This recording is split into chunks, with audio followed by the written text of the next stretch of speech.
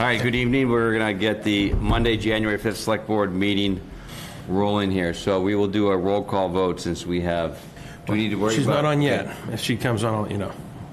Okay, all right. It's just So we've got a quorum, call to so we'll order. keep going. Board and committee openings. Affordable Housing Trust has 1 opening. Conservation Commission has 2 openings.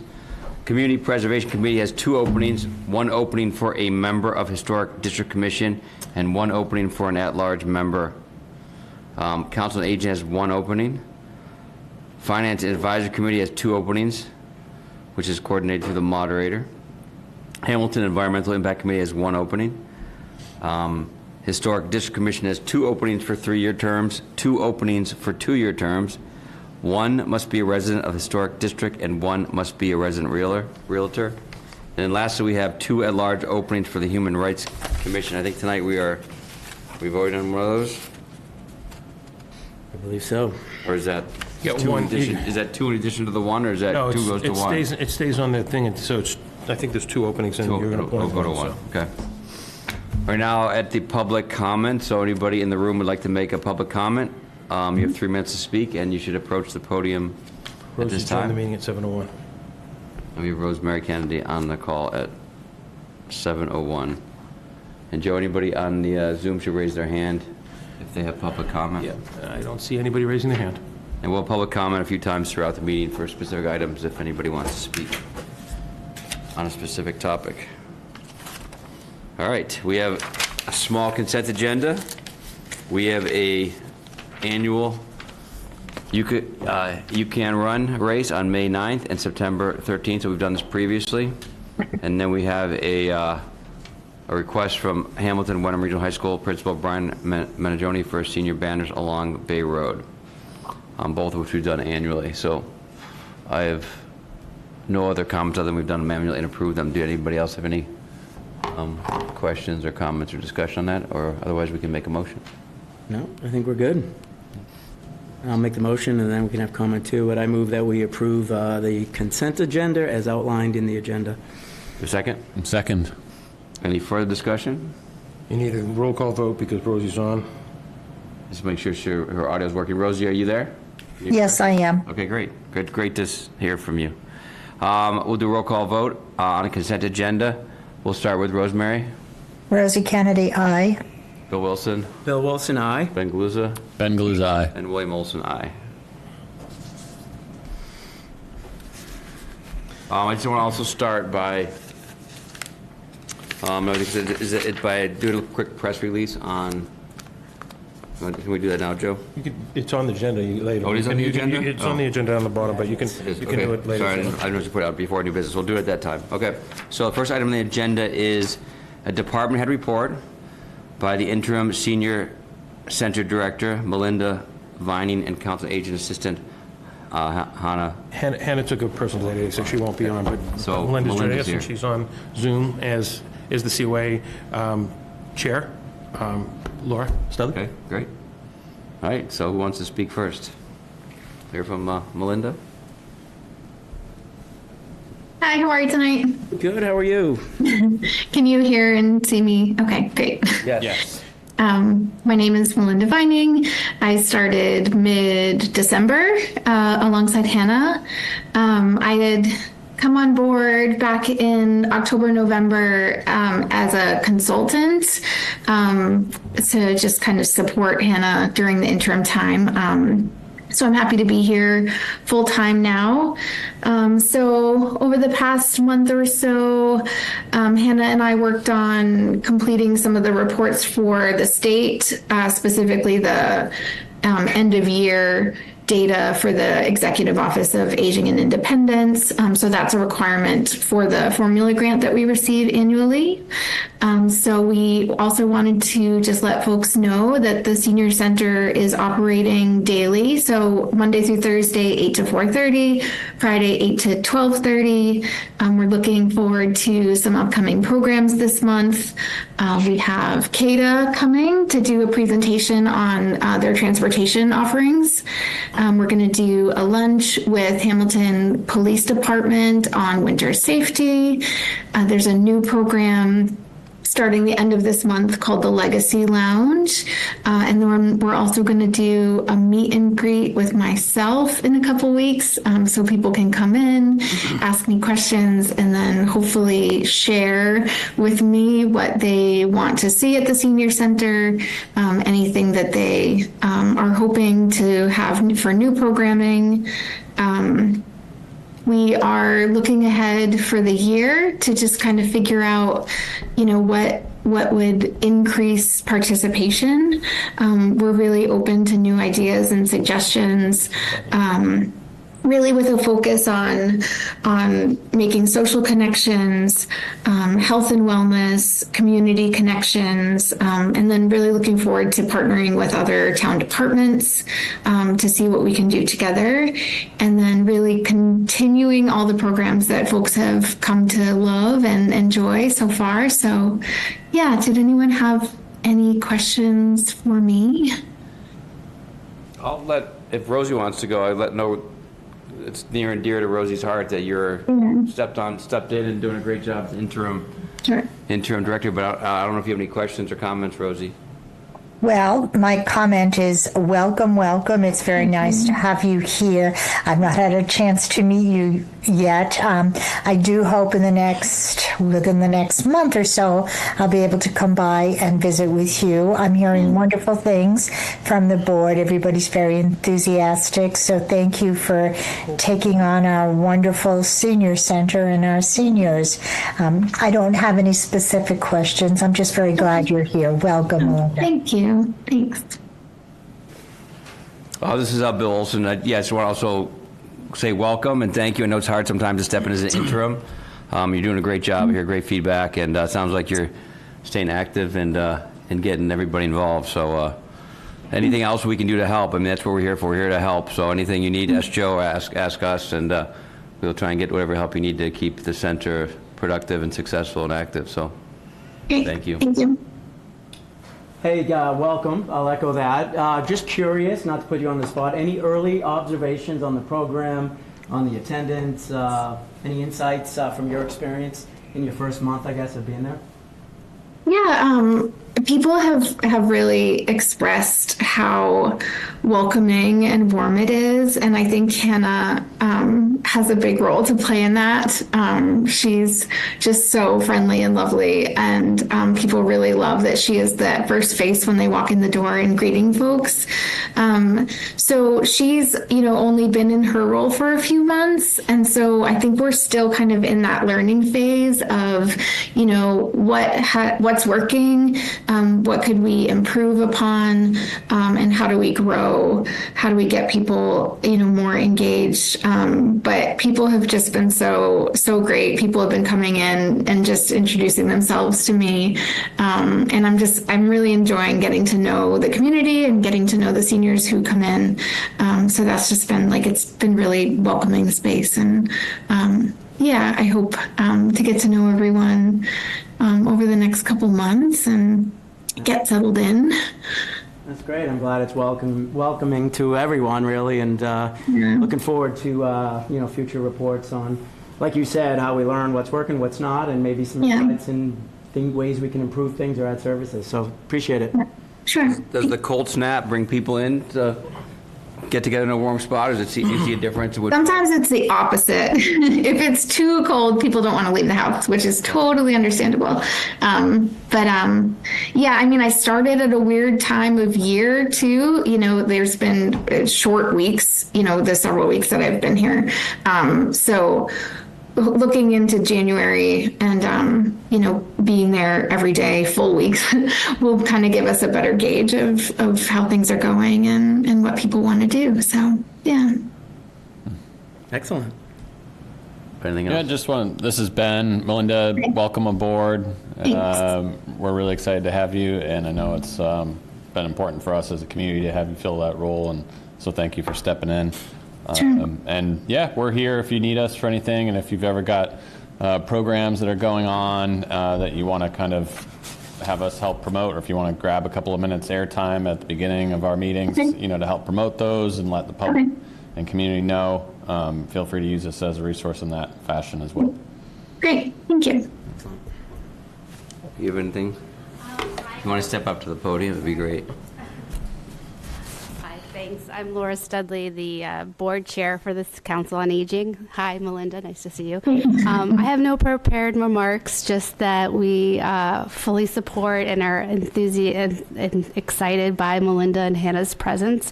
Hannah's just jumped in and has done a wonderful job, as you said, Melinda, just such a friendly, open, welcoming face for the center. And I think we have our first board meeting this Thursday. If anybody would like to attend, it's at 8:30 in the morning at the COA. And we're going to be talking about goals for 2026, sorry. And so some things along the lines of just getting people in, new social engagement without maybe programming behind it.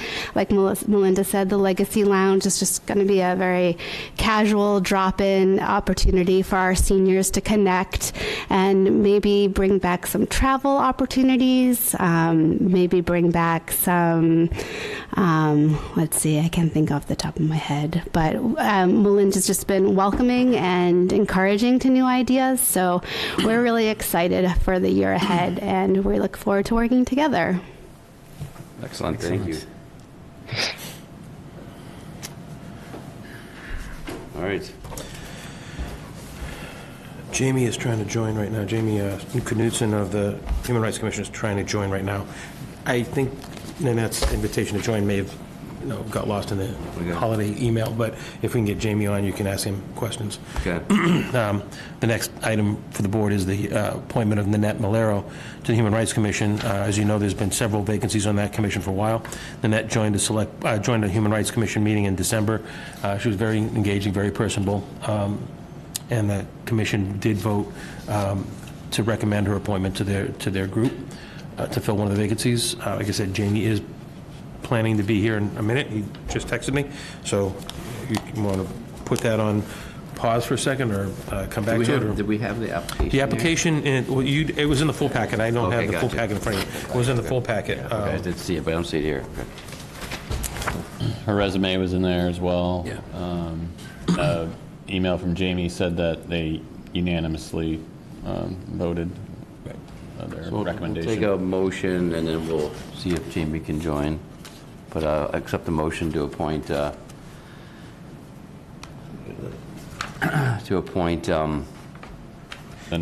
Malero to the Human Rights Commission.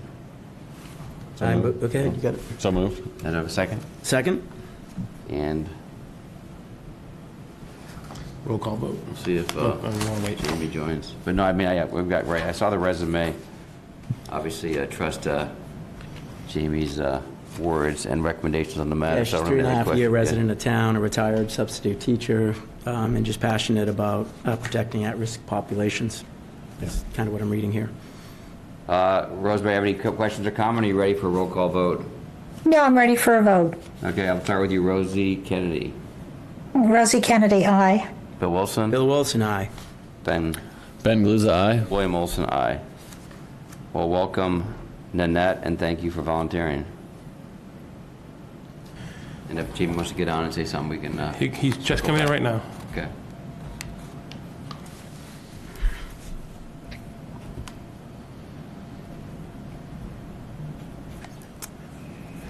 Evening, Jamie. You're with the board. The board just went over Nanette's resume.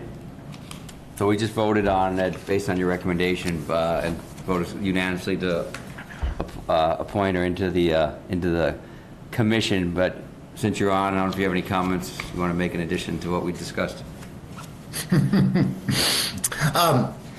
No, just that we had a good, robust discussion, I don't know, 15, 20 minutes with Nanette. And our vote was unanimous. Yeah, she's had a good diverse background in education. You can see all that from our application and her resume, so I don't want to repeat those kinds of things, but... Okay, great. All right, well, thank you for joining, and you have a new member, so it's great. All right, thank you. Thanks, Jamie. Thanks, Jamie. Thank you, Jamie. All right. Next on the agenda is to review our Climate Leader Program with the Northeast Regional Coordinator of the Green Communities Program, Dylan Patel, and the Hamilton Environmental Impact Committee. We've talked about this, I believe, a little bit probably a year ago, and it's time to sort of revisit and think if it's the right thing to bring into the, I think it requires a town vote, so it's something that we want to discuss about getting, if we want to put it on the warrant or not, to change some of our code, building code. So who's here to speak about that? So we got a whole group of people here today. We got Emmett Holt of the Hamilton Environmental Impact Committee, Energy Manager Vicky Massoni, and Dylan Patel of the Green Communities. Excellent. So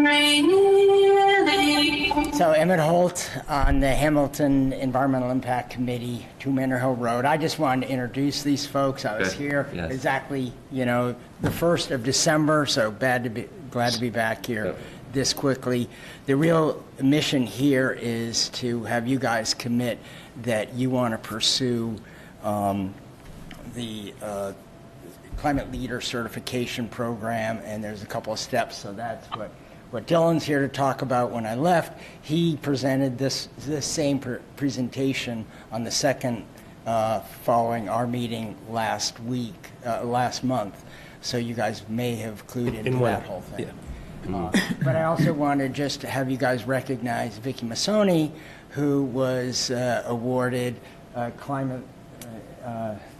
Because the Leading by Example Leading by Example Leading by award Example. by the state here in the middle of the month. So, she can talk about, well, Dylan talks about all the overall things. Vicky's here to talk about the details and how it affects not only Hamilton, but Wenham, and probably most importantly, the regional school system, because we've got to get all three together to really make a whole lot of sense and maximize the benefits from grant perspectives. So with that, Dylan, I'll let you... Those are PowerPoint. Yeah. We'll pull the PowerPoint up for you, okay? Oh, brilliant. Thank you very much. Thanks, Joe. So good evening, members of the Select Board, members of the Hamilton Public, and Manager Domowitz. Thank you for inviting me. My name is Dylan Patel. I am part of the Green Communities Division of the Massachusetts Department of Energy Resources. I manage the Northeast region, including the town of Hamilton. I'm here today to talk about the Climate Leaders Program. And before I do that, I'm going to provide a little bit of an overview about the Green Communities Program, of which we're all familiar with, and then talking about some of the criteria to become a climate leader, as well as actually talk about, why become the whole point of becoming a climate leader, which is the money, obviously, and the prestige that comes along with it. So to give a very brief overview about Green Communities, we have been going on since 2010. We are a maturing program. Hamilton was one of the first green communities back in 2010. And since our multi-year growth, we've kind of reached all 4 corners of Massachusetts. We're almost touching 300, so nearly 6 out of every 7 municipalities in Massachusetts is a green community. So we're kind of at that point where we're welcoming in new members, those that are early on in their energy efficiency decarbonization journey, as well as more seasoned members like Hamilton that has really gained a lot from our program and made a lot of headway when it comes to energy efficiency. So we definitely want to recognize those key players and help them a little bit more towards achieving the state's goals of achieving net zero emissions by 2050. So kind of within our 15-year time, we've kind of achieved a lot. We have awarded over nearly $200 million in Green Communities grants spread across the state, as mentioned before in the map. This has translated to a lot of energy savings, and that leads to fiscal savings right back into your taxpayers' pockets, as well as greenhouse gas reductions.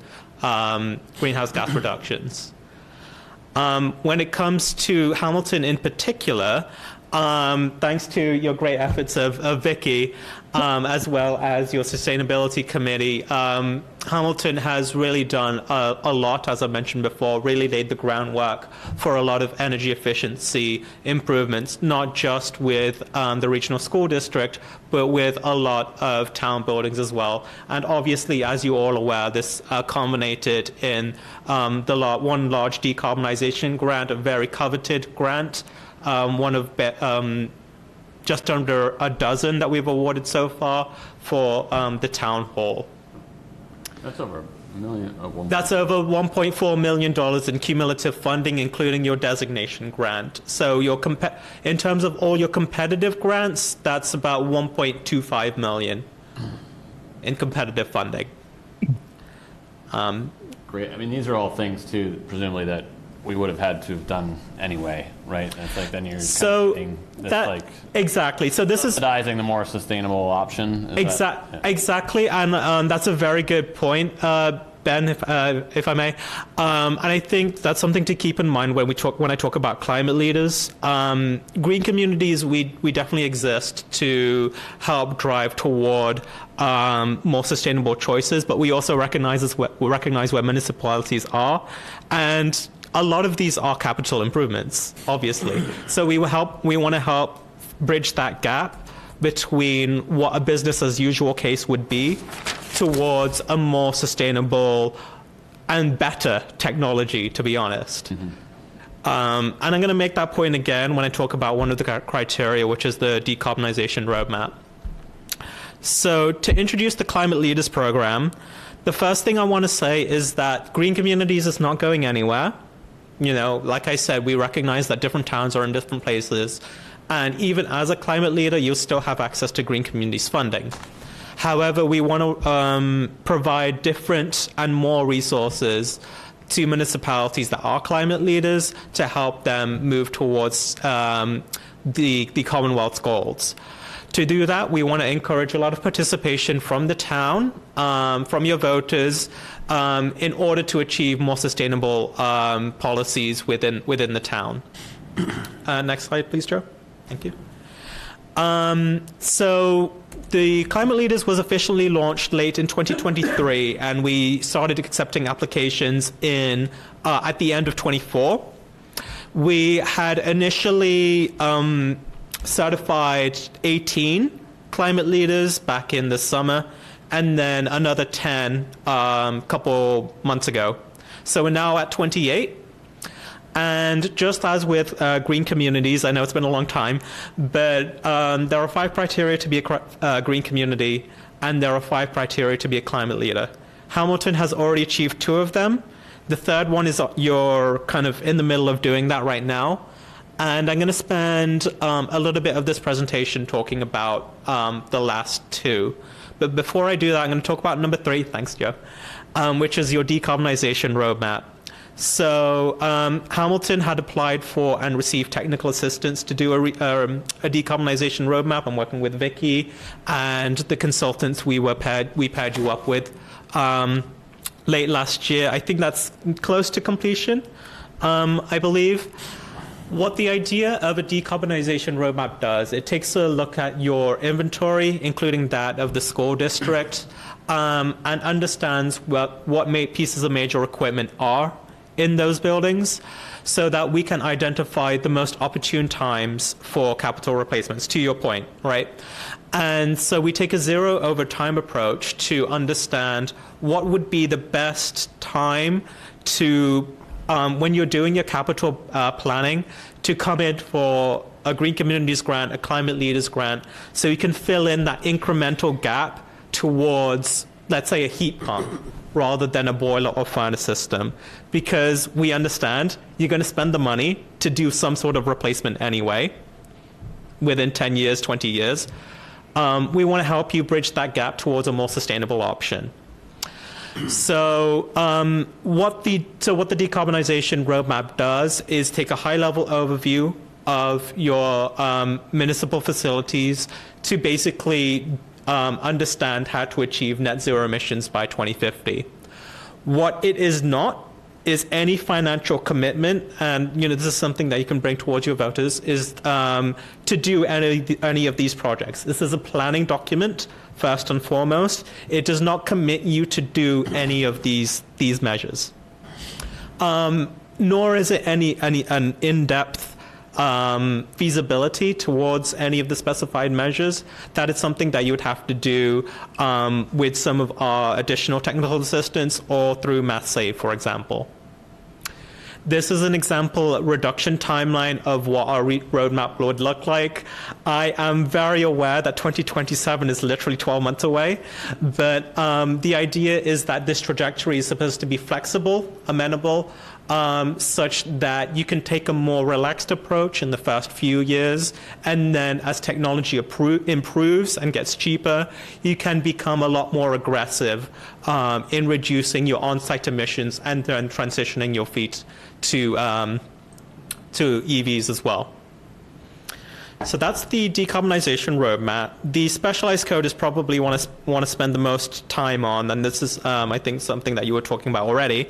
So there are 3 tiers of energy codes in Massachusetts. The stretch code has been adopted by the vast majority across the Commonwealth. It's required to become a green community. Hamilton has implemented the stretch code since 2010. The specialized code has been in existence since 2023. So this is a new addition to the top of the pyramid. And in just 3 years, we've already had 55 municipalities adopt it. And these are shown in the map. So as you'll notice, there is a lot of concentration in the Boston metro area, but you'll also notice that there's a lot in Western Massachusetts, in the Cape and Islands. So the range of adoptees does span a large spectrum of income, of density, of different kinds of ruralities, urbanalities, including some close-by communities such as Andover, Beverly, and Salem. This is probably one of the most important slides for the specialized code. So I hear a lot that this would affect existing buildings. That is not true. The specialized code only affects new construction for any permits that are applied for after a specified date that would be included in your town meeting warrant. The specialized code does not include any new provisions for electric buildings. So those would just follow what you would regularly do for the stretch code, which is becoming increasingly common style of construction across the Commonwealth. There are lots of funding available from both MassSave and from the federal government. I understand, obviously in the media, there's been a lot of talk about cuts from the federal government, cuts to MassSave. There's still a lot of money out there for construction.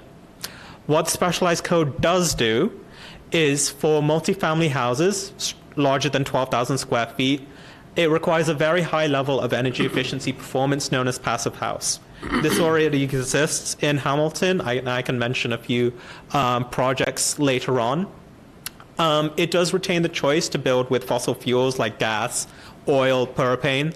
But if you do that, it requires a consumer protection measure whereby one would pre-wire for a future swap out for an all-electric appliance, whether that's a cooking range, boiler, clothes dryer, or water heater.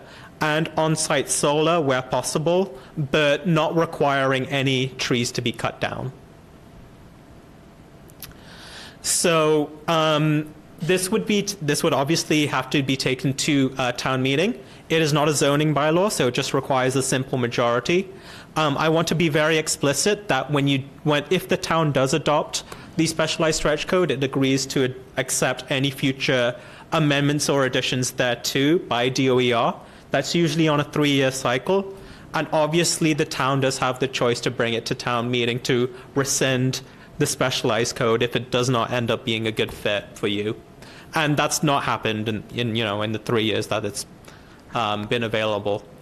Joe, does a rescind, is that still simple majority? It would be a simple majority yeah. to It's not a rescind. zoning. Yes.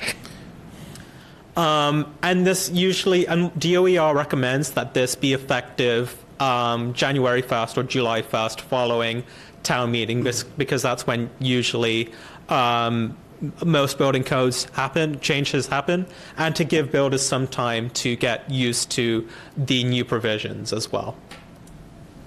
So obviously this would require a lot of outreach before, being put forward to the voters at town meeting. I have done a lot of presentations in front of both members of the public as well as to builders and developers. Whether that's in towns or in cities, I've also sat in front of select boards, planning boards, FinComs to do this kind of presentation a bit more in depth. Obviously, Hamilton does have, I think, 2 projects so far that are Passive House certified. There's the Willow Street Flats and now the Asbury Commons. So there is some kind of experience with that. Now moving on to the ZEV Fast policy. Thanks, Tyler. So the ZEV Fast policy, which is the Zero Emissions Vehicle Fast policy, this would just require a affirmative vote by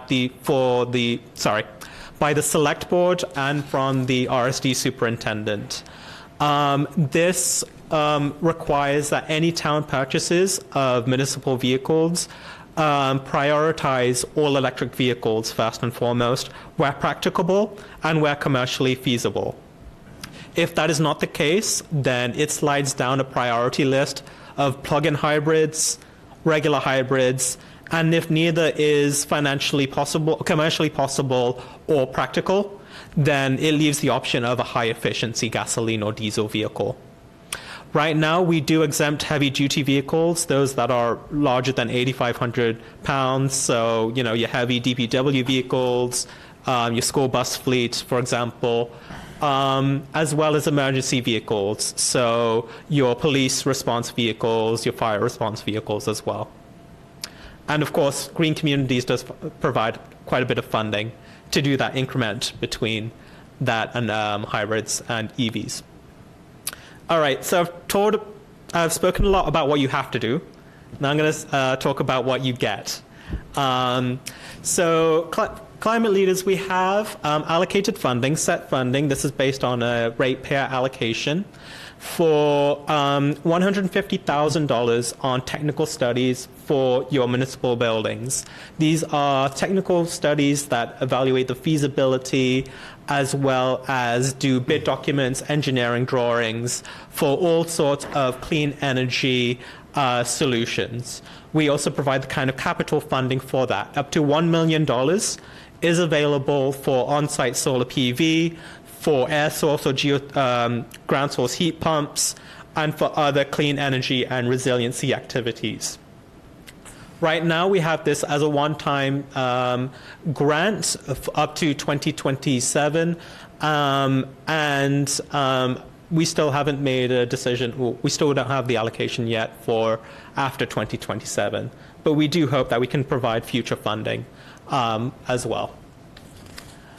So, for example, for the technical assistance, we do feasibility studies, pre-electrification work, test wells for ground source heat pumps, and we can also make solar installation a lot cheaper as well. And we've had 4 grants come in so far. Just go to the last slide, please. So these are some examples of what we've already awarded across the Commonwealth. So, for example, in Chelmsford, they've done 2 new fire stations where they've done ground source heat pumps plus solar. In Acton, they've decarbonized the town hall. Obviously, you've already done that. But there's also been solar on top of DPW's garages in Ashfield and Watertown. And we're set to receive a lot more of these accelerator grants in the coming months as well. So thank you very much. Happy to take any questions on the Climate Leaders Program.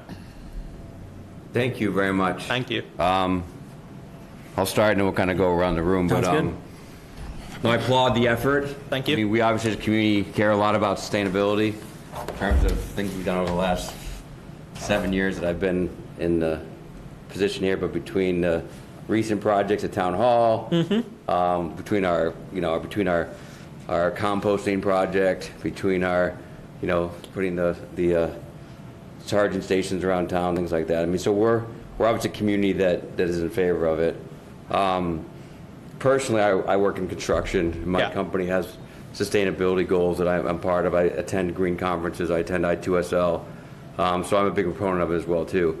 What I'm trying to weigh here tonight is sort of changing code for the residents, because the grants will help the community, but not necessarily help the personal. Like, the grants are not for individual private residents. The grants are only for public municipal structures and buildings and properties, correct? That is correct. Okay. And the same was true when you first became a green community Yeah. as well. And so what I'm trying to weigh and understand is that the advantage of what the cost impact would be for people trying to come to town and build a home, and how much more that would cost them for us to get the benefit of a grant. And so I'm just trying to, I think that's sort of where we have to convince our community of on the vote, right? Is that I think all this stuff is great. I just want to understand sort of the cost impact that we would say, okay, you got to put solar on your house, you got to put extra electrical in your house. And so we're trying to understand, and I don't know if you have sort of any data or statistics of what the cost impact or time impact of building a new home would be when you have to add these requirements of the specialized stretch code.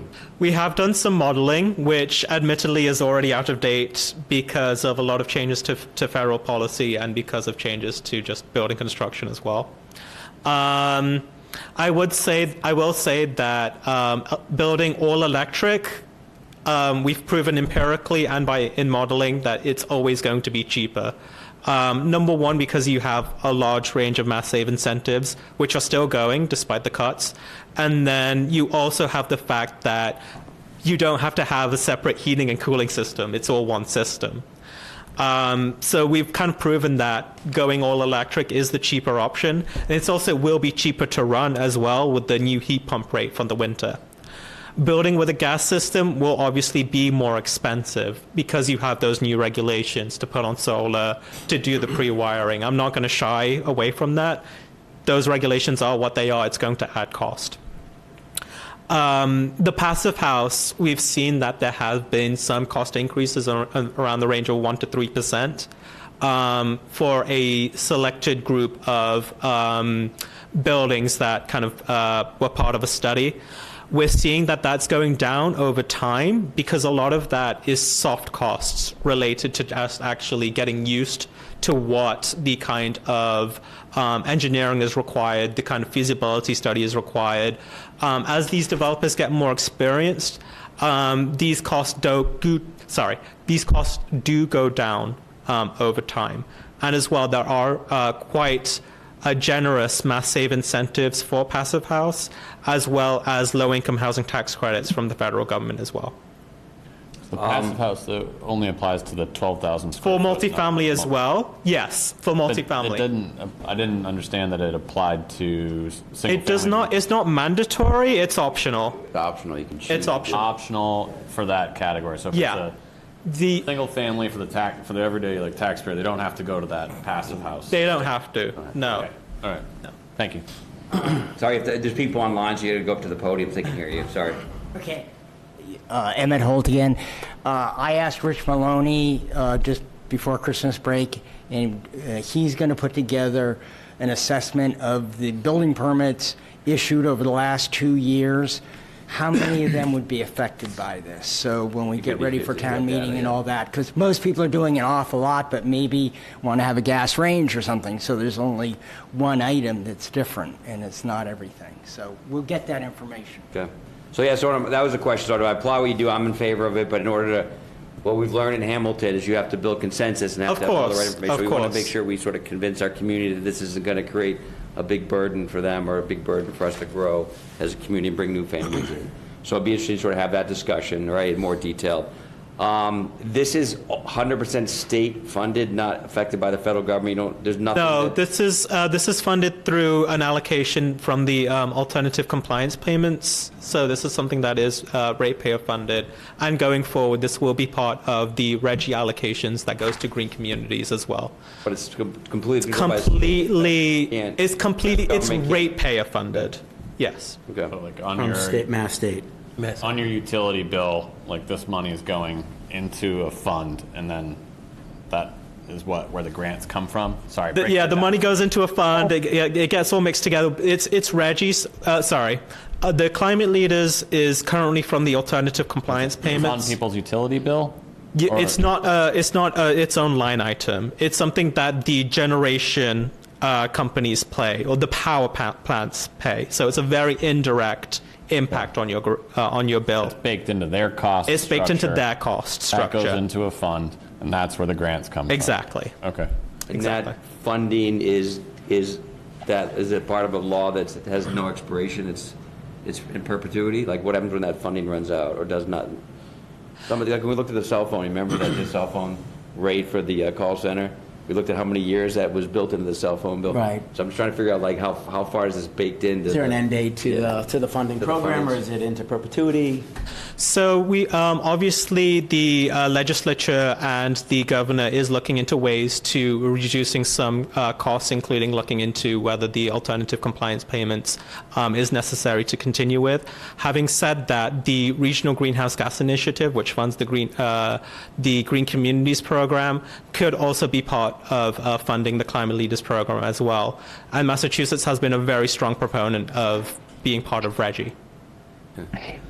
And then, I want to hear you speak a little bit too, but I'm trying to understand. So, right, in favor of it, convince community to vote for it, but then, like Joe, so what, like, let's say it moves forward, right? So now we have the ability to go get grants to fund projects, but what do you see as because I'll give an example, right, project in town, right? So school committee, right, we don't control any school property, so the school committee would have to buy into this. I'm not sure where they feel on this.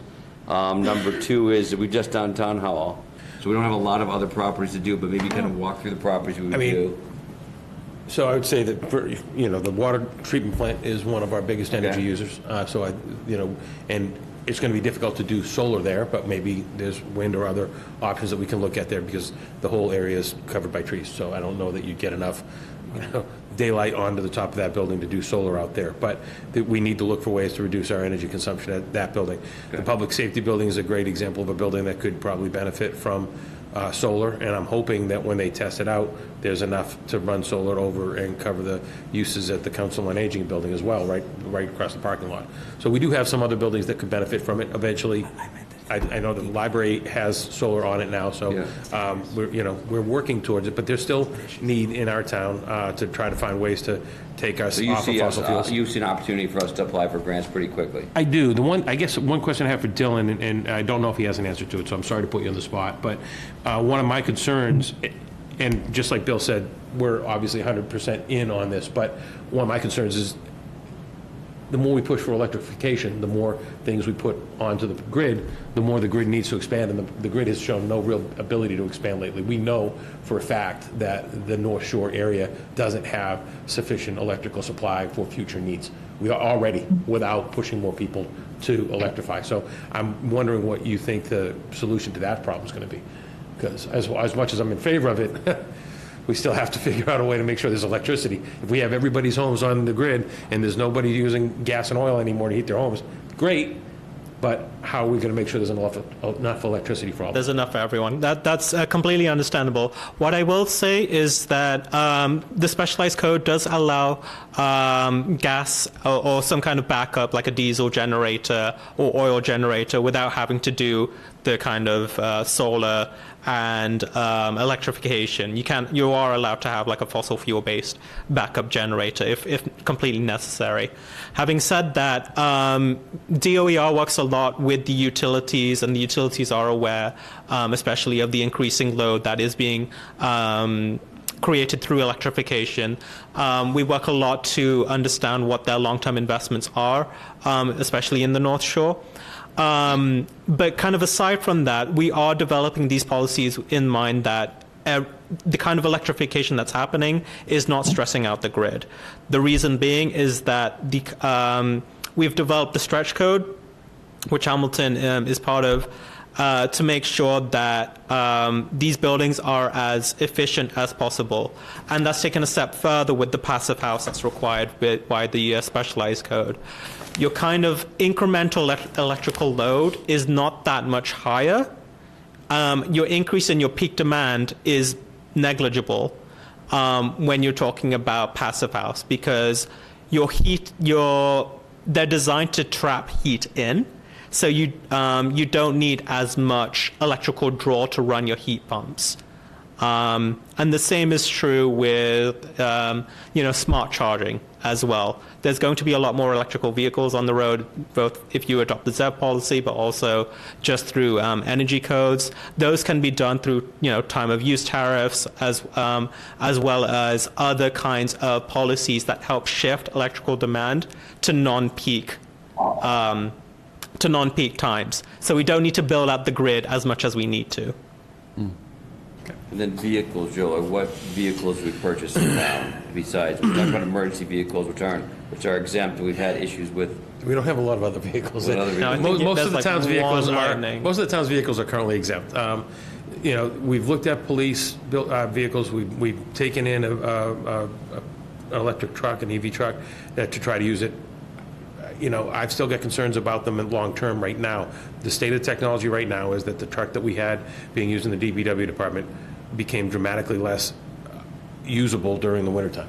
It went down. The DPW director was driving it, and he had to stop driving it because he couldn't be guaranteed that when he went out to get in the car, there was going to be enough of a charge to go do what he needed to do. So that's concerning. Their technology is not there for heavier vehicles yet. I could see us trying to bring in, we've done some hybrids in the police department. I could see us trying to do, and we have an electric supervisor's car. But in order to change over the complete, cruiser contingent, we need almost twice as many vehicles as we have and probably 4 times as many charging stations as we have. So that's a big lift. We need, instead of 6 cruisers, we probably need 11 to 13. And because while one's charging, the other one's going to be out on the road. You can't charge and be on the road at the same time. So Right. there's concern about there. Again, this has time. We've got time. The town has already showed, the town meeting voters have already shown a willingness to go there. They have passed that resolution Right, yeah, 3 years ago. They Right. helped us create the Environmental Impact Committee. They've supported green communities, they've supported the stretch code, so I don't necessarily think it's a huge lift to get the town on board, but there's some questions that need to be answered and some thought that needs to be put into it. The EV First policy, I like the idea of it, as long as we look at the EVs first, and then if we can show that they're not going to help us, we move to the next thing, because I don't want to tie us into buying vehicles, even with grant money, that we aren't going to be able to use 3 months out of the year because it's too cold. Yeah, completely understandable. And like you said, we don't expect you to dive headfirst into this, and that you have to A lot transition. more of these Amazon Rivian trucks on the Yeah. road now. Yeah, I mean, I like the Rivian, so. Yeah, even my car, Yeah. I'm gonna have to charge after coming here. I'm glad you've got those DC fast chargers at town hall now. But yeah, no. To your point, you have a long runway for this. You have 24 years to do a complete transition. It doesn't feel like a long time, but it is a long time. Some of the new battery technologies that are coming out as well. Yeah. In 5 or 6 years, it's going to be a whole new ballgame. Yeah. So, I'm not as scared about that. I think, Joe, your point about power as related to charging, especially for the municipal vehicles that are being used, you kind of basically all day, every day by people on patrol. I think that is real, that aspect. I have additional comments, but. Yeah. So yeah, I got one more question, and we'll go down. The last question I have is that although we are not afraid to be leaders in the community on stuff like this, we also, most time we make a change, we really look at our surrounding communities about what they're doing. And so I look at the map, I see it's Salem, it's Beverly, it's Andover, much larger communities. How are they? So why are the large communities doing it first? And what kind of challenges do they have getting it passed? Do you have the anecdotal sort of? Perhaps they have power. So, Is there anybody our size that has done it recently? Sure. We did. I think you might already be aware that we had this discussion a few weeks ago with Wenham's select board. So Wenham's also kind of considering this in tandem. But there are some smaller population climate leaders, such as Swampscott. There are a few, especially out west. In Western Massachusetts, that are also have become climate leaders, like Warwick. So there is a benefit and a drawback, because obviously they don't have as much of a large vehicle fleet that they need to transition. They don't have as large of municipal facilities to maintain, but they also don't have this, the tax base. So, there are... Specifically, our neighbor community like Beverly Salem, do you have anecdotally know how their process went in terms of town vote and all that stuff? So, it's going to be different because the city council tends to be. They don't have a town meeting. Oh, they don't have town meeting. City council. City council will vote on it. Okay. And Yes. with Beverly in particular, Swampscott was. I was here at a meeting. I wasn't at the Swampscott town meeting that night, so I don't know. yeah. I know they passed it, but I don't know. Swampscott was over. I can't remember the numbers, but it was quite overwhelmingly in favor of passing the specialized code. And so they recently did a ground source heat pump conversion of their elementary school, and they're considering with the Climate Leaders application to do a ground source heat pump system for their high school as well with some solar PV. That's all I got. Well, that was just about everything, but which is good. There were questions I had. So we talked about it's ratepayer funded, correct? And Yeah. so like all that money goes into a pool, and then how does it get allocated, and who decides where that money goes to fulfill grants? That's a good question. So that's unfortunately above my pay grade, but it's a kind of. It's a decision made between the commissioner of the DOER, Commissioner Mahoney, our fiscal department, the secretary, and the governor.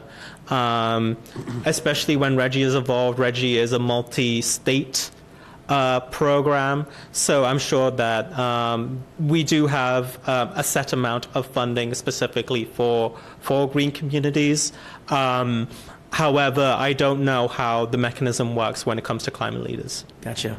And are numbers available to kind of understand how that accrues up, how much money's been out there, and does it get allocated annually for when they take in, or is there a balance that keeps growing, or is there any way of looking at that? Like, does it deplete by December for a calendar year, or is there pockets of money, hundreds of millions, that just carry forward year over year?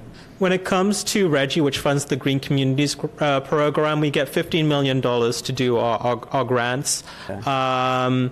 When it comes to the Climate Leaders program, we've only had one cycle so far, so we have not really spent all the money. We have $75 million allocated, so we have that money that was approved. Gotcha.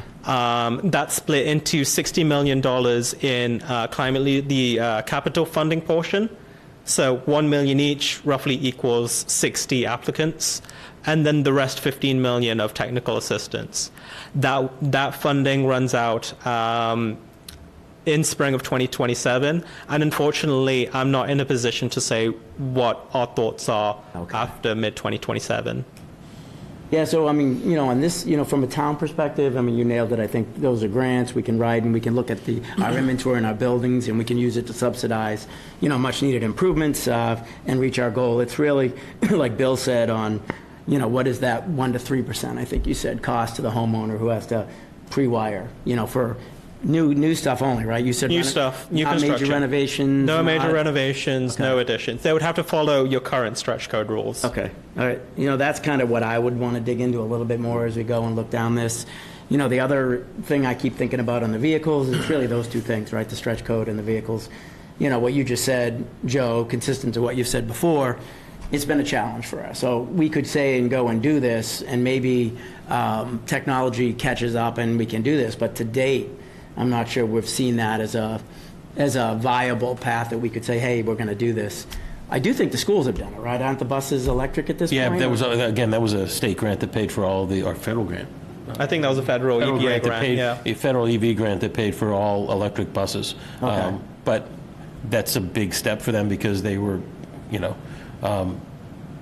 it helps them a little bit too in terms of writing the way that contract runs, right? Before they were going out to the market, asking somebody who owned a bunch of buses to give them a deal on running their buses for Hamilton Wenham. Now they're saying, well, we have all these new buses that you're going to run for us. It's a much different dynamic for them.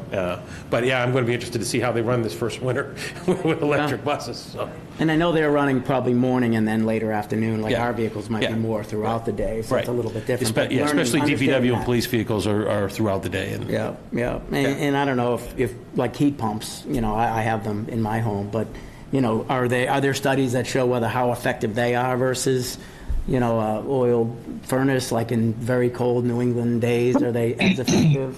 Or are they challenged? Heat pumps versus... When you get to like minus 10 degrees. Yeah. So we have, we've done, so it's going to be different between a single family house versus, let's say, town hall or a school.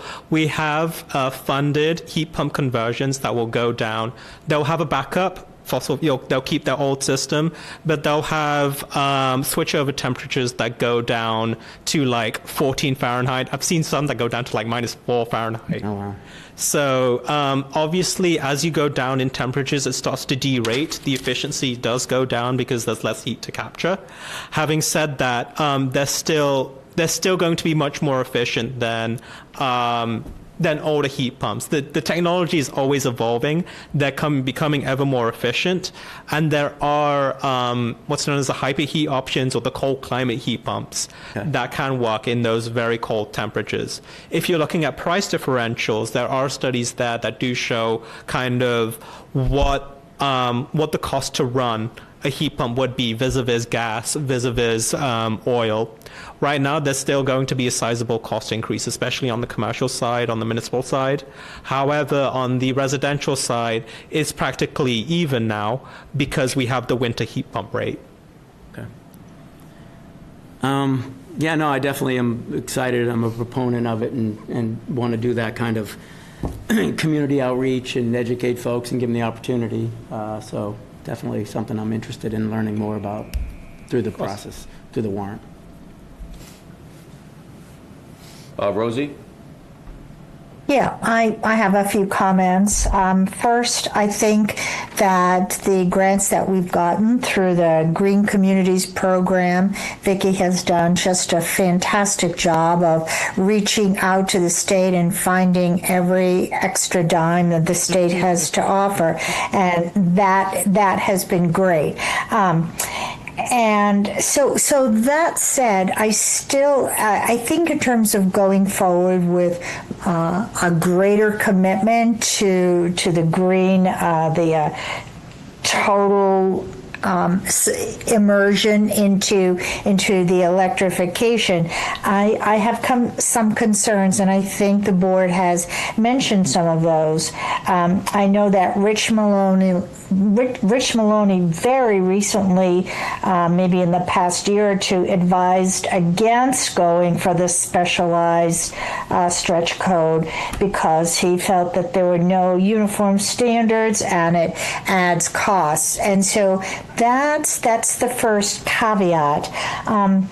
My second concern is about all electric vehicles. I think it's great in theory, and I think the board has also talked about some of the weaknesses of going all electric, whether, to me, I worry about the infrastructure, I worry about the cost. I think the prospect is great. I'm not sure the technology is available and usable to a point where it would be beneficial to the town right now. And then I think about the requirements for residents. I mean, we all live in Hamilton on the board. We have all looked at our recent electricity bills, which have just skyrocketed to the point where somebody like me, I have an electric dryer and I haven't used it for months and months because it just causes so much electricity to be used, and it just causes my bill to increase astronomically, where I just said, forget it, I'm not using it right now. So the other part of that is when we talk about the mass save programs and the electricity delivery charges. I mean, I think we all know that those electricity delivery charges are astronomically higher than the kilowatt usage, and that is specifically related to such programs as Mass Save. So it's sort of a you get in one hand, right, but you're giving in the other.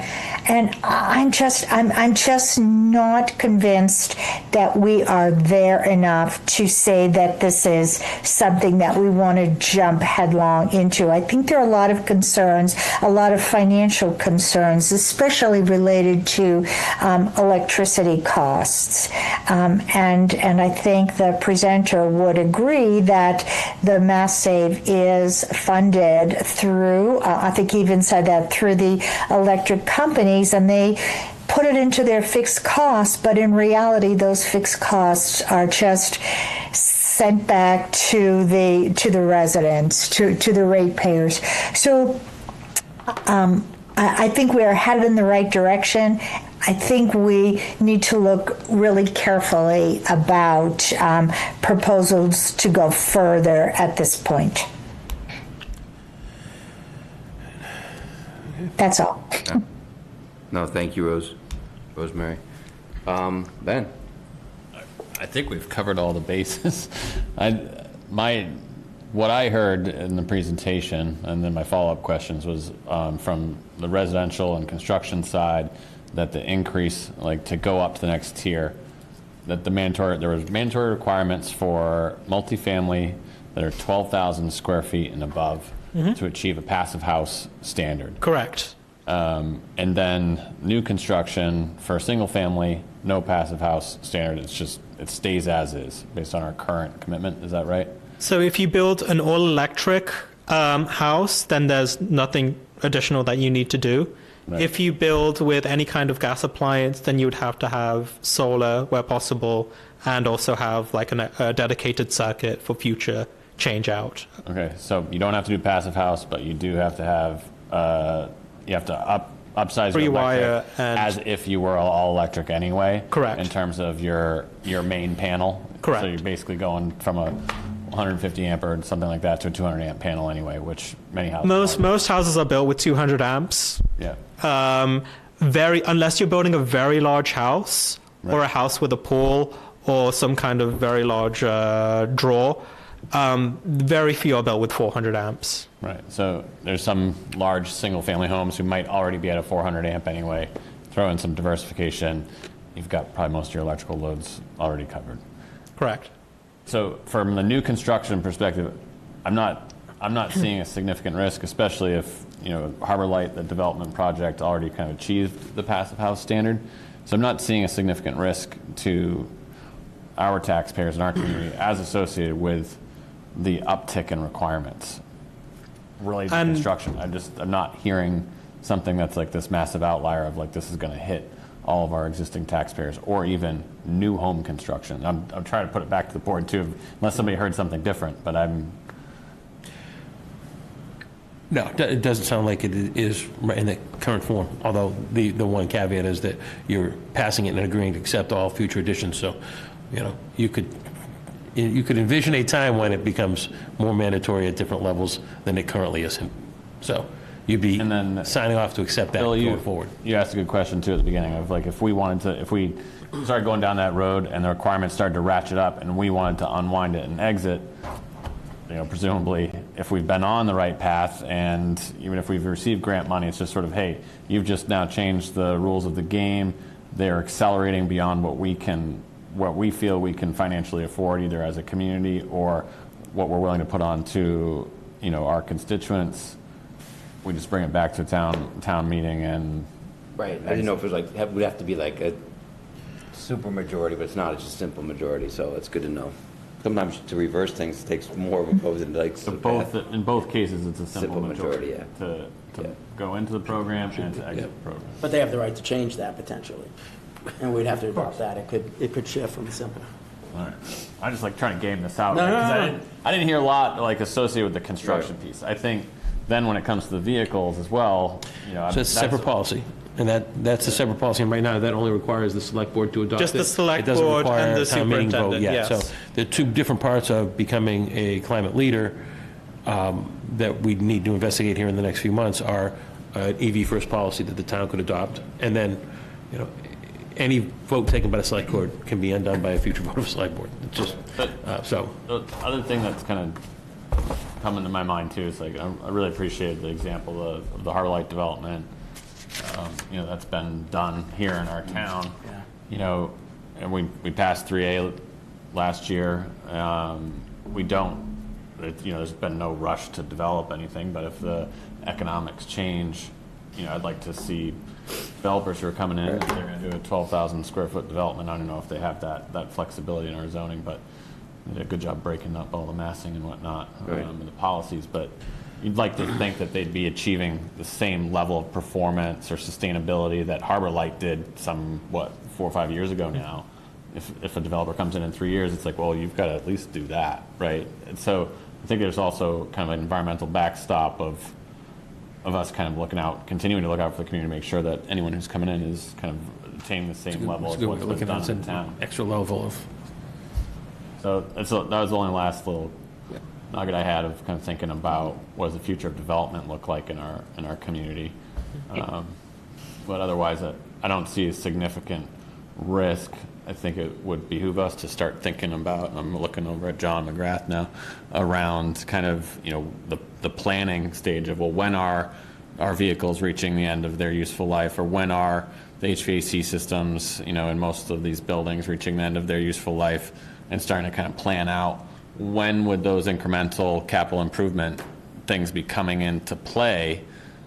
And that's coming in the carbon. And that will be as part of the municipal decarbonization roadmap. Municipal decarbonization roadmap. Already done. Vicky's already working on that. It's not completed, it's but mostly done. It's mostly done. It's going to Yeah. include all that for our vehicles. And that will also include your fleet inventory as well. So, I mean, I'll just say my opinion then, based on that, is sort of having that financial roadmap of what this looks like over 5, 10, 15 years before I think we're even start thinking about bringing it to the town meeting, I'd have to say. Like, so I'm not saying not this year, but I also don't want to try to do like a rushed sprint between March 15th and April, whatever it's going to be, right? So just putting that out there for conversation as well. That's it.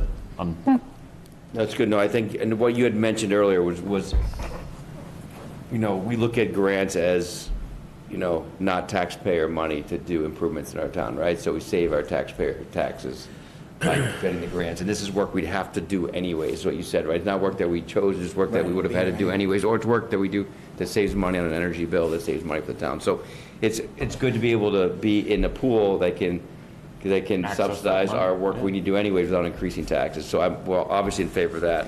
And I'm not even worried about a commercial developer wants to come to town and build something and has to go stretch code, because that's a profit center for them. But it's the residents who might want to buy a house, tear it down, build a new house.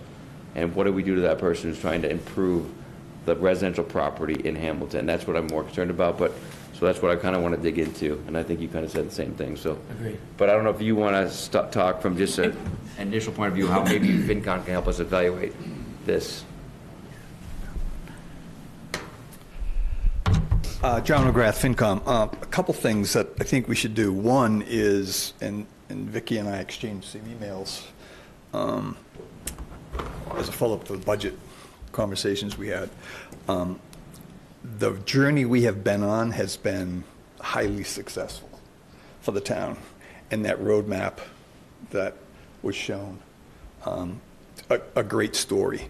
So one, I think, if we're going to get up in front of the town or you're going to take a vote, I think you need to lean heavily on where we've been and what we've done. The other, go forward, I would recommend is put together 3 or 4 use cases on, hey, here's what it might mean to a $1 million homeowner. Here's what it might mean to a $2 million homeowner. Basically address the questions that you know are going to get asked. And one of the questions we'll get asked is on the building code item, there's going to be a developer who gets up at town meeting and is going to say, this is going to tie people like myself in knots because we have to deal with this new code. So I would have that be one of the use cases. Get 2 or 3 residential developers together and have them opine on, hey, we've thought about this stretch code and here's what we think it means. We know we will get asked that question at town meeting, most likely. So there's probably Or hopefully between now and town meeting. Right. because- And I think it's highly unlikely that we're going to sprint on this subject before April, given some of the other things that we have going on in town. So that would be my thought. So I think great track record, here's what we've done for the town, and then when the roadmap emerges, here's what we're thinking going forward, a couple of years down the road, and maybe the stretch code is one of the items. So I think we need to be, we've learned, if there's an impact to taxpayers, get out ahead of it, articulate it, put it out in front of everybody to explain, hey, we've already given some thought. And by the way, we've engaged some town members, like folks like Tom Ford or some of these local developers who would get up at town meeting. So those are some of the early thoughts that I've had. Thanks. So Joe, timing on this thing. So what, and maybe, so obviously beneficial to get it approved as soon as possible, but if we didn't approve it for a year, it doesn't eliminate it from the program, it just prevents us from getting grants for another year. For another year, right. Right. But we've received a lot of grants. so what's We're still in the green communities. Still in the green communities, just not in But the- the new not in the enhanced climate level of grants for some of the other stuff that we have to go. I do think that it's important for us to get, to start to understand what the roadmap is going to, decarbonization roadmap is going to tell us. And I think getting that out there publicly, familiarized with folks in the town, FinCom, yourselves, other voters, and department heads, and then figuring out, that may tell us that we think it's more urgent that we do something than it's true. not. Like, what is the roadmap on some of this stuff? And let's take a look at that and see, is this something that you want to try to get done by April, or do you want it already for a special town meeting or next annual town meeting? Joe, what I picture is there's stuff that's already 30% past the end of its useful life, and that's the story across every building in this entire community as far as municipal or school buildings. Then having an extra $1 million sooner rather than later would be worth it. So that does bring up a question. I know that the goal here was to try to get Hamilton Wenham and the Hamilton Wenham Regional School District all to be able to apply for this, but Hamilton not applying right away doesn't limit the regional school district's ability to go forward, nor us applying and them not going forward doesn't hurt us, right? They're not tied to each other? God, that's a very good question. I will say that, Hamilton both Wenham and Hamilton are doing this almost in tandem with each other. In the very unlikely scenario that one town did go forward, but the other town didn't, as long as the regional school district, I believe the regional school district buildings are included in Hamilton's roadmap, if I'm not mistaken, but in both of the roadmaps. So in either case, that in the scenario in which one of the towns does not go forward with climate leaders, the RSD would still benefit. And how are other regional agreements like the library, like the park programs, how are they impacted if something wanted to be done? Like if one town's not in it, or is it the entity that manages the program?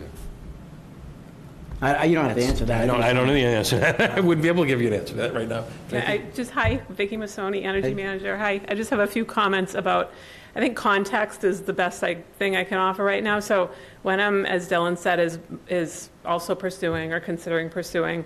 And I think this is the only case in the Commonwealth where the two towns have the regional school district and we're all kind of intertwined in this, right? Correct. Because people call me and they're like, how do you do this? Because it was the same situation with green communities. So Hamilton and Wenham both became green communities at the same time. So therefore, the regional school district was eligible for grants. And you saw some projects on that timeline that we did at the school buildings.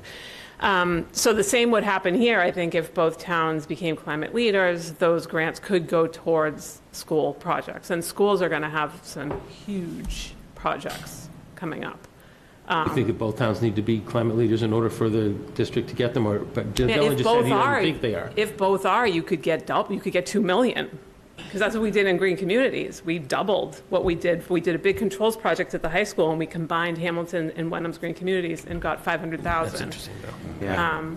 But, I mean, the high school roof alone, they're going to be looking to do the high school roof. It's like $10 million. I've been talking to Curtis, and that's, you know, partly paid by MSBA, but this could be like a good, you know, supplement to that. And just with the vote of the schools, there's going to have a lot of capital going on there. Roof solar ready, can we get some more? We want it to We be can get money to do solar, that. period, not solar ready. We're pushing to like get the solar on too. And is that all part of the roadmap, the school needs, like the roof you gave as an example? That'll be in this roadmap that's already being put together? Yeah. I mean, the roadmap is more about the mechanicals. I don't think the roof is necessarily on there. I mean, recall. Maybe it is. If your facilities manager or your school facilities manager does give that information, then it can be included in there. Talk to Curtis. We would not be able to fund the roof itself, but we definitely do the solar. Right.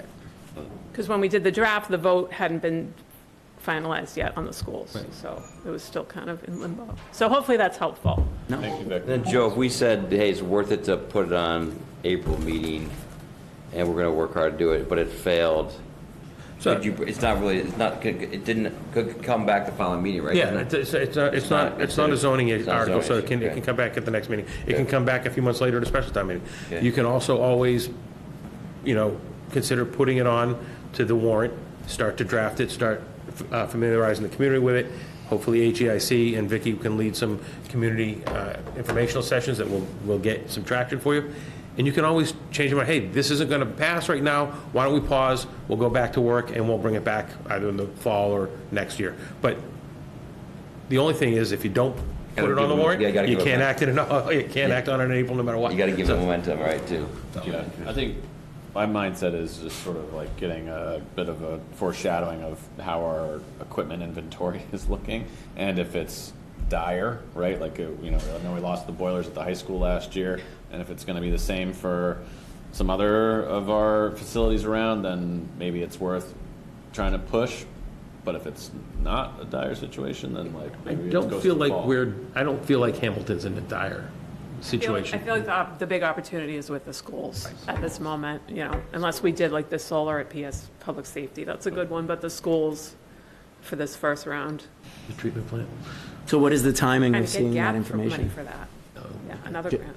What is the timing of being able to look at that? You know, this roadmap, at least an inventory of what could possibly be. What's the cost of waiting that the roadmap is going to gonna hit be us soon, in the next We have year? a draft now. We met with Capital before Christmas to try to overlay their facilities list on our facilities list to make sure that they're the same. So I would say in the next couple of weeks, we could probably have something to review. If you That's could, that'd be close. great. Yeah. So the board's going to open the warrant tonight. They're currently scheduled, on the original calendar, they were planning to close the warrant on February 2nd or whatever it is, but they'll probably extend it because town meeting's going to be a little later, so we can extend it and close the warrant. 2 weeks later, it would be February 16th, I think, or whatever it is. Actually, that's right after the holiday. So it'll be this, right around the February holiday.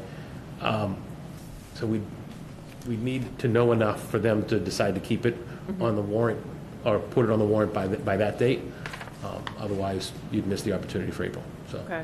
So the draft would come to this board for Yeah. review. It wouldn't be Yeah. like a local operations review like Tim and you and, okay. I mean, I'd share it with Tim, whoever you're giving it to me. Well, you giving it to me, I'm going to share it with Might Tim, not I'm going to read share it it, I with don't know. Wendy Okay. and Capcom and these guys, but Capcom's probably already seen some Yeah, of it, so. yeah, yeah. Let's Okay. get that going. Okay. That'd be This has good. been a great discussion. I do want to open it up to see if any public comment is out there, so anybody in the Laura? room or Ready to say something? or online can raise their hand. Nobody Otherwise, online? we will think about this and put on the future meeting agenda and keep working towards it. But no, thank you for coming. Thank you for your time. Thank you for the Thank you information. so much. Yeah, great presentation. Thanks Thanks for for bringing it. educating Thank you. us. Thanks, Dylan. All right, next item on the agenda, fiscal year 2027, budget discussion with highlights of areas of concern with Town Manager Joe and Assistant Town Manager, Finance Director, Wendy. Gonna try and get this up here going. Does everybody see that? Can everybody at home see that? We're all good? Yep. Okay. Thanks. All right, so this, we have this, normally, we have the joint meeting with the FinCom at the end of the month. A couple weeks ago, the board said, members of the board said to me it'd be helpful to have a little bit of a high-level look before we get there. So Wendy and I are bringing this to you to kind of give you an idea of where things stand right now from our vantage point. Obviously, there is still another 5 boards meeting. There's still votes by the school committee to be had. We don't have the final capital committee recommendations yet, so this is going to change. And remind me after we go through this that we want to talk about other things that aren't included in this, like health insurance. So, come on. There we go. All right, so is this my first screen, right? Yes. Okay. So this is a quick look at our FY24 through FY26 budget breakdown. And FY24, our total budget was $39,747,906. As of last year, it was up to $42,915,592. This is just meant to give you a snapshot of kind of where we've been at with regard to what we take in for revenue and where it gets spent. You can see that on average, we're right around 59% of our revenue goes to the regional school district, the Hamilton-Wenham Regional School District. We add another 1% to the Essex North Shore Agricultural and Technical School. Oops, it's moving too fast, okay. For the FY27 budget outlook, right now, we're projecting revenue of $43,605,469. If we look at a reasonable budget projection based on our average revenue, a percentage of revenue, we would be looking at the town having a $186,000 deficit right now compared to where we stand. That is, like I said, it's still early days. We can figure a way to close $186,000. The much smaller deficit that we're anticipating with Essex North Shore of about $60,000. But we actually have some reason to hope that that actually may turn into a surplus because we've been told that our enrollment in the Essex North Shore has gone down a little bit, so we would expect that we wouldn't be paying for as many students. The real problem for our budget this year is with what the regional school district is proposing. Their budget, if we gave them 59%, we'd be giving them $25,631,448. So, unfortunately, they've asked for more than that. Based as a percentage of revenue, the regional school district's current request to the town of Hamilton, it would be equal to 64.5% of our budget. This includes all things that we've already done, so we'll get into some of this. So, what does this include? Potential budget changes. We've already recognized we're holding a $350,000 savings for regionalizing the dispatch. So we've cut the dispatch out of our FY27 budget. We understood that that was a cost, but we were taking a phased approach, and so we're going to recognize about a $350,000 savings. That's what we can estimate right now for FY27. In addition, we've announced last week that the deputy fire chief is going to be promoted to chief effective October 1st, and we're not going to fill that position. So it's another $72,000 savings that the town has made for the FY27 budget. We are currently carrying some potential additions due to changes in the way the reserve police program works and the police officer certification that is required. We don't have, I think we have one reserve officer left. So that creates a need for additional policing in our department. And so the department has asked for a new officer. That comes at a cost of about $108,000. We've added, as we talked about, the phased approach to removing regionalized dispatch results in a 1.5 public safety creator we're carrying in the budget. About $114,000 to have a full-time and a part-time to cover the bulk of the days on weekdays at least. We have asked to increase the hours for the assistant COA position to a full-time position. That comes with a cost. And we have been asked by the select board to consider, communication specialists to help the town manager, the select board, but all departments and all boards really communicate better and focus on community engagement and really outreach. So that comes with a $50,000 cost. That is all baked into what we're saying. So when I say back here that we'd be looking at a $186,000 deficit, that includes all those new positions we just talked about. So if nothing else changed, we could still, if we got rid of some of those additions, we could still, and look a little bit closer at some of our other spends, because we're still in the point of estimating. We could still close on the town side and stay within our regular percentage of the budget, of the revenue. The problem does come down to what to do with the school. So, I just talked about all the different efforts here that we've taken to increase revenue. This budget projection also includes $350,000 in new tax revenue from the Gordon Conwell Apartments. We recognize it might be closer to $500,000, but that's all based on it being there for a full year and everything is assessed properly, and we're all ready to go on July 1st, assuming that. That's already in there? We've added, we're carrying a budget number of $350,000. Have they closed? Sorry. I don't know. We're expecting them to close before, too long, but we still everything still has to run through the process. We're not expecting them to have that, fully rented out before July 1st, so. The revenue, the special revenue from Gordon Conwell, the $400,000 will be there. That'll help us with capital if we want, or we can put it, we've talked about putting it in a special revenue fund. But, those are things that we have to discuss as well and more in detail that we wouldn't put into the operating budget, but there's potential for that to be there either in a special revenue fund and to sit there and gain interest until we have a bigger project we want to use, or if you wanted to, we could propose to use some of it in our capital plan. You cautioned us about healthcare. How is that baked into this initial assessment? So right now we're carrying a cost for healthcare based on an estimate from Maya. Maya is our municipal insurer, and they provide our employee health insurance. There is a process to go by, and I know one of the select board members, Ben, had shared an email with all of you and I a week or so ago, and we have already been working on trying to pull together an employee insurance committee to discuss changes, whether that be to move it out of Maya to the GIC, or to move and change make changes to plan design to find some cost savings. We haven't done that yet. I have in your packets, the packets I left with you and that I sent out earlier today included emails from town council with a kind of a template of a schedule and a template of a letter that I can send to the unions tomorrow to engage them and try to get them to the table. And then there's other steps that are listed there. I want to know if the board wants me to pursue that.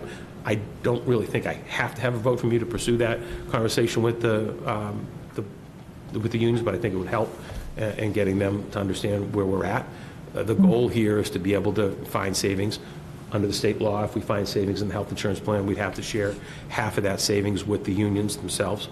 Generally, a lot of times you set up a fund to help them offset any increases to their co-pays and things like that. But that could all be negotiated with the unions. A larger vote. You carried a conservative number in here? Or? We're carrying a number right now based on what happened to us last year. They told us last year, probably 10 or 15%, and we got whacked with a 19% increase. We were able to absorb it, but I don't think that we carried could. What, 19%? I carried 22%. 22%. We had to do a catch-up as well from last year with For the catch-up enrollments. for what we absorbed this year plus. So we carried 22% in the budget right now. If we do plan design and stay with Maya, or if we move to GIC and we can show that there's savings, we can reduce that number a little bit. So that might get us a big chunk of that 186 that we're currently out of whack. We hope to have a lot more answers on this by the time we meet with the FinCom in 2 weeks. Can you go back to the second slide? Joe, good slides, like the slides. All put together. Back to the, and how much detail is the school giving us right now? They don't give us much. Go back to one I mean, slide. Sorry, go back one more slide. Yeah, that one? No, one more. Didn't click on here. Come on. Come on. Ugh, sorry, guys. There it is. That's the one. So you've seen, like, the total budget goes up, you know, a little bit I'm of. looking at the school, right? The education went from 23 to 24.8, so it went up like 1.7 million, and then it went up less than $1 million, and now it's going to go up 2.5 million. Right. So what I would say. They do every year, though. They always go big when they give us the original number. But what I would say, though, too, is that what you're seeing, too, don't forget, is that last year they had a much bigger number than what they actually gave us. And part of the reason they were able to reduce that number was because they had additional excess and deficiency, which they put into the budget. So ED is like, you know, our retained earnings and the Water Enterprise Fund or our free cash. And they used it in the budget. They said, you know, well, we told you we were going to use it and keep you down, but, you know, now we got to make that up. It's not really the way budgeting works. You know, the deal is they knew that they had this larger issue. They and us, we all wanted to avoid an override if we could. We did that. That's a good thing. That's always our goal. So they used the excess and deficiency. They're allowed to by law, and it's something that they can do. But doesn't help them this year. At the end of the day, they voted for contracts for their union that they knew they couldn't afford based on our budget. If they want to ask for an override, they can.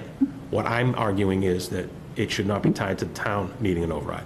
The town doesn't need an override to handle our operational expenses this year. So go to the next slide. Yeah, I commend you on the 186. That's not a problem. Joe, I have a quick question. Yep. Their E&D, it goes into their stabilization fund? No, it doesn't necessarily. They'd have to take a vote to do that. Last year, they gave it back. They have done that so that even if they don't use everything, they're asking. I mean, it seems like their residents wouldn't get any rebate from any leftover funds that they have in the past few years since they developed the stabilization fund, take any E&D and just put it into their stabilization fund and then use it for whatever they think is reasonable. Rosie, not to argue a point, but I don't believe they have. So they've done both. Mostly, the agreement allows them to keep 3% for their benefit. Okay. I think that they have put some of that into the stabilization fund, which is, they'd argue, was the reason they created the stabilization fund. Yeah. Okay. Yeah. I was unsure about that. I thought that they had said that they were putting all of the E&D, obviously the excess funds, into the stabilization. But okay, thank you for clarifying that. And then Joe, the 43,605,000. That is based on what tax rate? That's based on a full use of our 2.5 allowance to go up 2.5% of the levy over last year. So that is that. But I will say we were, as always, conservative in estimating other revenues. So we didn't estimate very big increases at all for things like excise tax or permit fees or state aid, because those things are all kind of trending in a different direction. We didn't hit our number on, we didn't quite hit our number for the current year on permit fees and excise tax. So we had estimated an increase last year that we're coming in just at or just under. Again, it's not causing us a problem, but we did not want to project a larger increase in those again, because we don't necessarily feel comfortable that we'll get there. So what's the number that triggers an override for the total budget? What's the number that we'd have to get? I think if we go the 43,600,000. Well, so that's all in revenue. That's free cash is in there. Those are your transfers. That's your 3.2 million of your local receipts. Everything's in there. Your state aid's in there of the 43,600. Maxing it out. Yes, and it's we've come under the growth the last couple of years. We've overestimated, so the normal growth, we put it to 150, which is normal based on the last couple of years, and then we added the 350 for the Gordon Conwell. So we're at the 500 total of growth, but it's because of those two pieces together. So you're saying, so what was the number in 26, that total budget? 42,900,000. 42, and right now we can go as high as 43.6. Right. with doing. Without an override, Okay. correct. But we're currently at 46.3, so this 2.7 Correct. is the number, okay. And that 2.7, almost all of it is the $2.5 million Yeah. an additional from. So what's our path of, are the schools working through that? I mean, we could sit here and talk about the 186. I'm pretty sure you can cover that, but what's our next steps to kind of walk through that? So I think, I know that from talking to the superintendent and watching some of their last meeting, the superintendent and Vinnie did propose some cuts that the school committee chose not to act on at the time. I think it was not to act on. And it was a total, I think it was a total of $750,000, which would have only impacted us by about $500,000, so you're still, yes, they're still really not really working on the actual issue at hand. So what they're going to say to us is We don't have any detail, we don't have a breakdown of what's driving that up. Okay. What's driving it up? Well, it's not really driving up. What's driving up is the fact that they really spent $27 million last year, but they only charged us $25 million because they took $2 million out of free cash. Okay. So basically, Yeah, they delayed an override yeah. to this year. Right. So here we are. But they're going to need a debt exclusion for the school roof and an override the way this stands. The school committee and the school district have the right to advocate for what they think they need to run their district. Yeah. But it shouldn't require the town to make cuts that at this point we don't have the room to cut. I think like the things as well that we're saying, through, it's been a tough couple of years for the town as well. It's like, these are the things that we feel like we need as well to improve and to provide a level of service that people expect. And so, a great job on the budget, getting us where we are. I think, I don't particularly want to see us taking a hatchet to ours just yet if the school committee isn't looking at ways to be more efficient just yet either. So, I anticipate there's going to be a conversation at the 5 boards about the need for an override and what that need is and how it gets presented to voters. And when you get into that conversation, you should prepare the budget as it would be if you have an override, and then the budget as it would be if you don't have an override. What I'm suggesting is that the budget without the override shouldn't reduce critical services in the town of Hamilton. It should be reducing something on the school side, and they need to outline what that would be. Joe, we also know that you've worked really hard on the budgets over the last several years to make sure that the town got what it needed while certainly attending to the school's needs as much as possible. So I think having a more austere line with the schools is not something that's unwarranted, given that the town really has made a lot of concessions for the benefit of the schools. And we want to do that. We certainly want our schools to be successful. I think when you look at something like this, it really gets pretty scary. And it just keeps growing, I think. And just, and I think I would agree that we don't often see a detailed breakdown of the school's budget such that it would satisfy inquiry. And I know their budget is much larger than ours, and But you have to just look at the reality, right? I mean, that's a huge number, and it's, good heavens, it's something that hopefully they will look at very hard and come up with some budget cuts, because wow, that's pretty, it's just mind-boggling. John McGrath, a couple of comments. The school budget is painfully detailed, distributed in open meetings. So any and all detail that we need regarding the school budget is readily available. We all have it. all right? That's the first point. I think two questions. One is, I would suggest that the select board ask Joe and the department heads, is there anything that's been left out of the town budget that we really should have in there?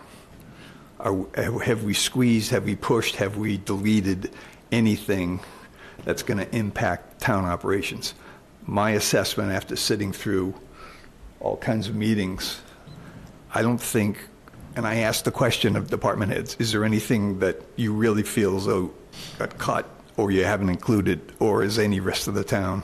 The answer I got was no. So I think the select board should make sure they feel comfortable with what's in the town budget and what isn't in it. I think it's a good budget. I think, Joe and Wendy, I think it's fairly put together and well done. So I think that's the first point.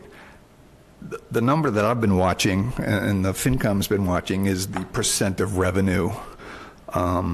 Anything above 60% for the schools, I think you're on thin ice, all right? So, and Rosie's right. I don't think we should be allowing the school to go from 60% to 63% to 65%, you know, an increasingly larger percentage, because that will probably do a disservice to the town. So I think the bottom line is, and I had the conversation in the meetings, there's going to be an override for the school roof. I think it's $6 million coming to the two towns. Hamilton is going to have to approve $4 million. That's going to be an override. I think it's a debt exclusion, Joe, if I'm not mistaken. Yeah. Yep. Then the second point is, how do we collectively want to explain this to the taxpayers? And it's primarily COLA, health insurance, and step increases. Those are the top three items, and that's about $2.3 million. So if you don't fund that, you're probably going to have to lay off teachers, increase class sizes. So that's the message to the taxpayers. After 7 years of no overrides, unfortunately, 2027, there will be an override. That's the way it comes down to. So if you feel comfortable with what Joe and Wendy did on their town side, I think the answer then is we've delayed overrides for a long time, and it's coming to roost now, on top of the new roof for the high school. So I think that's a quick summary from my point of view. I think the other thing that we might want to do as a board too is look back at our goals. It's that question of is everything in the budget that we need, and not that we're going to try to achieve the goals in 27. But are there other things that we need to be doing in this upcoming fiscal year in terms of laying the groundwork? Are there studies that we need to be working on? Any additional audits that we need to be thinking about that allow us to achieve our longer range goals, whether it's things around the water, around resiliency, or for, I'm thinking, whatever else was on that list, right? Yeah. I think a lot of that might be the capital budget, right? Especially with water. But your point as well, have we thought about a 27 and 28 plan, for the district as well? Because, you're saying, the 2.5 million increase, right, for the schools. I think everyone saw that coming, right? And I think a lot of that is based on the teacher's contract, right? Exactly. So we know that it's a multi-year contract. So can we roll that forward to see, are we going to face another one in 28, or is it a step function in that we're back in? So some of it, I would say this. If in the world they put forward the entire override amount and it got passed,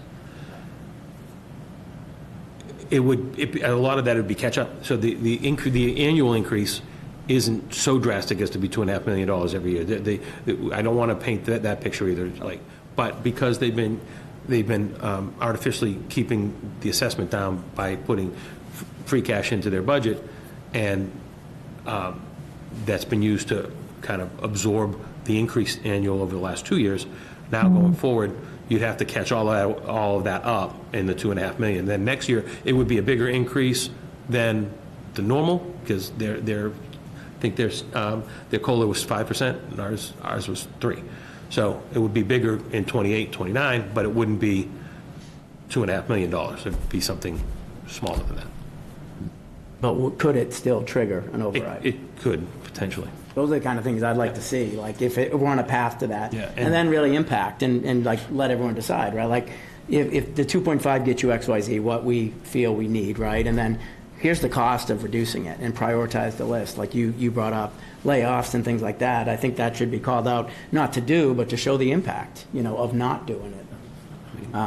But I do think that's a tall order, and I would commend you, again, on your number. I would almost argue you're a flat budget, right? Because of the phased approach on the emergency center, because of the, prorated amount on the Conwell tax, in another year, that catches up, and it's a much bigger, savings, right, on a full year. Yeah, I mean, more or less flat, but I mean, again, we got rid of a whole department. We're not going to replace a senior leadership position in the fire department. So that's why. Yeah, that was 650 versus the 350 you took. Right. And then you added the head. Yeah, so it's, I think that the big things that are in this budget that, I think that we need and that we're asking for are the police officer, the increase in the assistant director at the COA to full-time. She's mostly full-time now, but not quite there. And then establishing some level of professional communications, community engagement effort. I'm carrying a number of 50 in here. If you ask me if there's something else that we could use, we could actually use somebody full-time. But that's going to be on the order of 85 for just salary, because I know that's what they're paying in other municipalities that have those. So. I have just a question. The public safety greeter, could that be combined with the part-time TM communications specialist somehow? I think that would be difficult. The public safety greeter is really, somebody that's going to kind of, just solve the problems. Point people in a direction when they come in and they're looking for things. We've also written that job description to include some administrative work to help the fire department, because the fire department doesn't currently have any admin help, and the police department does. But the communication specialist is going to be somebody that's going to run our website, going to help with press releases, going to make outreach, is going to run polls, surveys, help us work on community engagement events where we have informational sessions and things like that. That person will be doing more proactive communication rather than passive, standing there waiting to be asked, hey, I need somebody to help me put a baby seat in my car, or whatever comes into the police station. Yeah, okay. Well, that makes sense then. I was just inquiring. Thanks. I understand.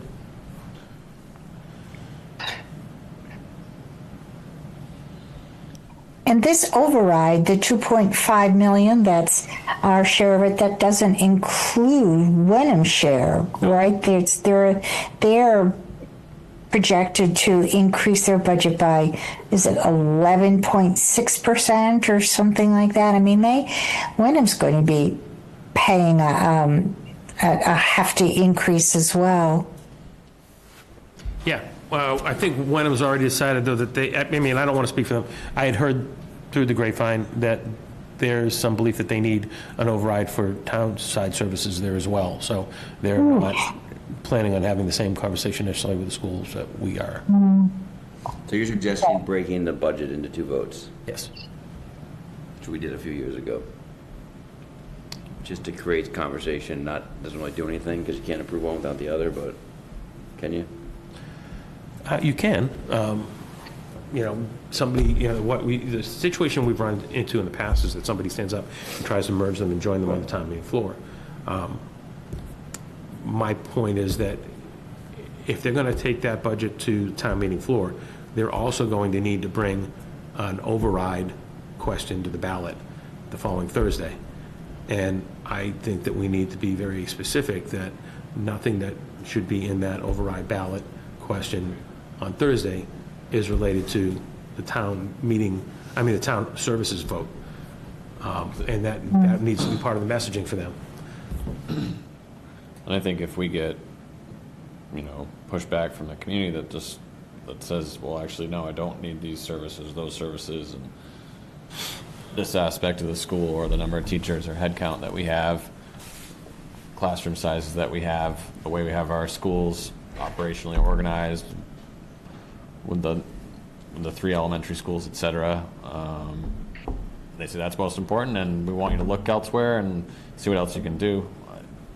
I think it's an interesting concept to kind of just to force the conversation as well, to say, here's our level of service. We've gotten a lot of feedback this year about what we need to do to improve. All of us have. Really fun year. So these are the types of things that it's like same level of service with these small enhancements and increases to meet your requests. And now let's have the conversation about, well, what do we want to do about schools as well? They don't want to see us start taking stuff out of our side when we think that that's what people have asked us to do. Yeah.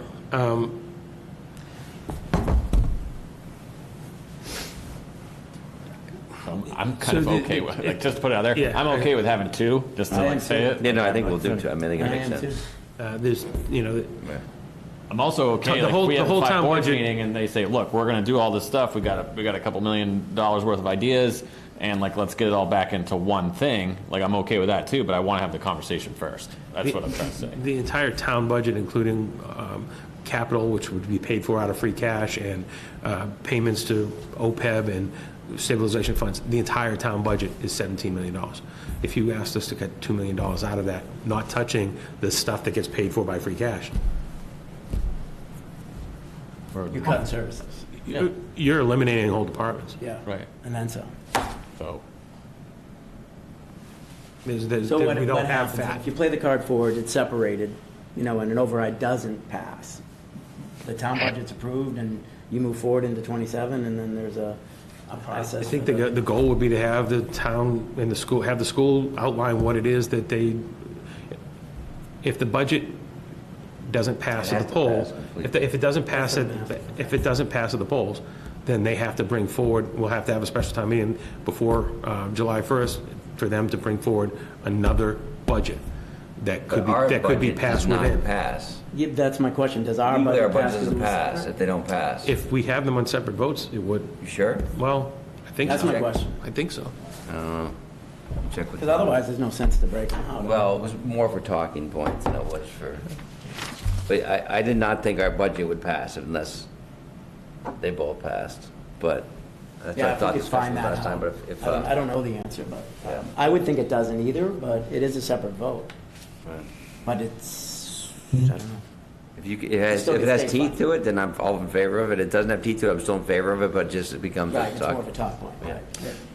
Right. of course, a conversation, right, yeah. So, while we're talking about budgets, I think I'd also want to talk to you about, you know, the idea as posed by Tim Zessin, KP Law, to engage with the unions. I have a template letter in there that I could get issued the 4 unions and the retirees tomorrow, and open the door to start having that conversation. Yeah. Even if we don't need an override, I still think it's a worthy discussion to have. We should always be trying to do our best to save. Insurance costs through Maya have gone up dramatically. I don't see them coming down. I think that they're being honest when they tell to carry an 18 to 22% increase. We carried the 22 because Wendy said we needed to make up for the difference in what we carried in last year's budget, and we think they're going to be right where they say they're going to be. And unless Maya board decides to forego things like paying for GLP-1 drugs and things like that, they're anticipating this to maybe happen in FY28 as well. So it's worth it for us to look at either plan design and sharing that benefit with our employees, or maybe potentially going to the GIC. I don't know that you need a vote from us, but I think we just say, yeah, go for it. Yeah, 100%. Question though, who does Wenham use and the school district? Wenham is also using Maya, and the district is out private sector. They don't go through Maya. The difficulty in the past in trying to merge with Wenham and the school district and share health care is that the district pays a different percentage of health insurance benefits than we do. We actually pay a higher percentage of health insurance benefits right now than the school district does. So the school district, though the teachers get paid, you know, in a way, at a higher rate, they do pay for more of their health insurance. So the goal here would be to do plan design where maybe we change that rate, change that split, and share the difference with them. Maybe we do some other things with co-pays and deductibles that allows the plan to cost us and them less money, and again, share that with the employees. State law requires that when you make a change, you have to share 50% of the savings with the employees, so then they can help us figure out how they want to have access to that. We're in a better spot now than we were when I got here to have this conversation with our employees, because we have had, in the last 4 or 5 years, a lot of older employees retire. If you'll remember, generally you use your health insurance most when you have kids or when you're older in life. So a lot of our employees now are in their 20s and 30s, either don't have kids, they're not on family plans. Now's a good time to have the conversation with them because they're not using their health insurance the way 5 years ago our employees were using health insurance. Joe, do you have an estimate as to how many employees receive health care through the town? I think I have it in that letter I put together. Yeah, 88? no, we don't. I don't think we even have 88 employees, full-time employees that are benefit eligible. I think the town has about 65, 68 full-time equivalent employees townwide, and they're not all covered by health insurance. Okay. So 80 might be the family, including the family members. Might have been. Yeah, might include the family members. that might include family members. Like, I have a family plan that includes, my wife and my 2 kids, so that could be. But And is it only full-time employees who are eligible for the town health plan, or? part-timers that work more than 24 hours are entitled to health insurance benefits. We have some of those employees, they don't all avail themselves of the benefits right now. Okay. All right, we're approaching 9 o'clock. Let's keep moving here. Yeah. Budget Hold on, policy. quick thing, Joe. But I would did say you look send- at plan design and everything. Yeah. Joe, you sent that. Yeah, This that is was- just like a synopsis, Yeah, really. But yeah, you I sent sent that to Wenham and Yeah, I did. Eric, okay. And trying to get a conversation scheduled. Steve Poulos is just back from vacation, and Eric was also, I think, taking his, I took it. So we're going to try and have a conversation this month with them about it as well. I'm going to let Wendy discuss this with you, if you like, while I refill my water cup, if you don't mind. So we've been asked by the GFOA, it's actually a requirement by the GFOA to have a budget process policy, and that was one of the comments on, and we knew this, so we put a draft policy in last year, and in order to move forward and potentially get the award again this year, we need to memorialize this policy and adopt it and put it into effect. Basically, the policy states everything that we're doing.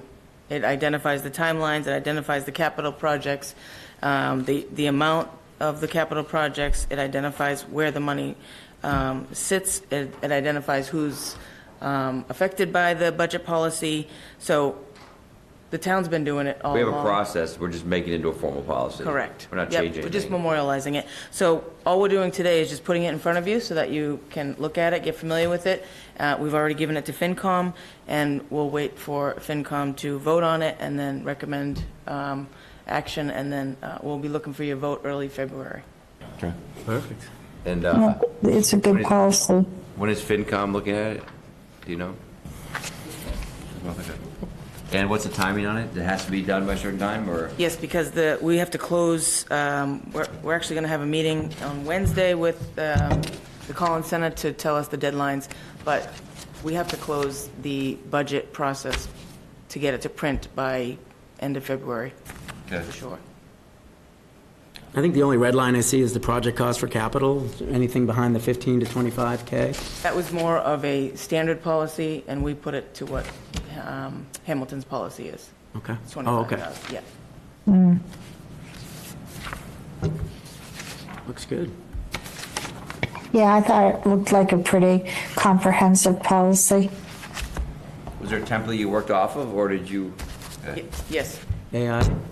No, the UMass Collins Center, they're very helpful. So they were able to give Some of this the to... policies that were, is it different than we had a list of policies working on, I don't remember this one being on that list, is this? Now, so that, you're thinking of the policies, the financial policies yeah. that were recommended by the state, and we've adopted a lot of those. We have more of those coming. This is different than that. This is different than that. It's really Seems like it just, should be the same, because it's kind of a good thing to do as part of the financial policy, but. Yeah, yeah, foundational.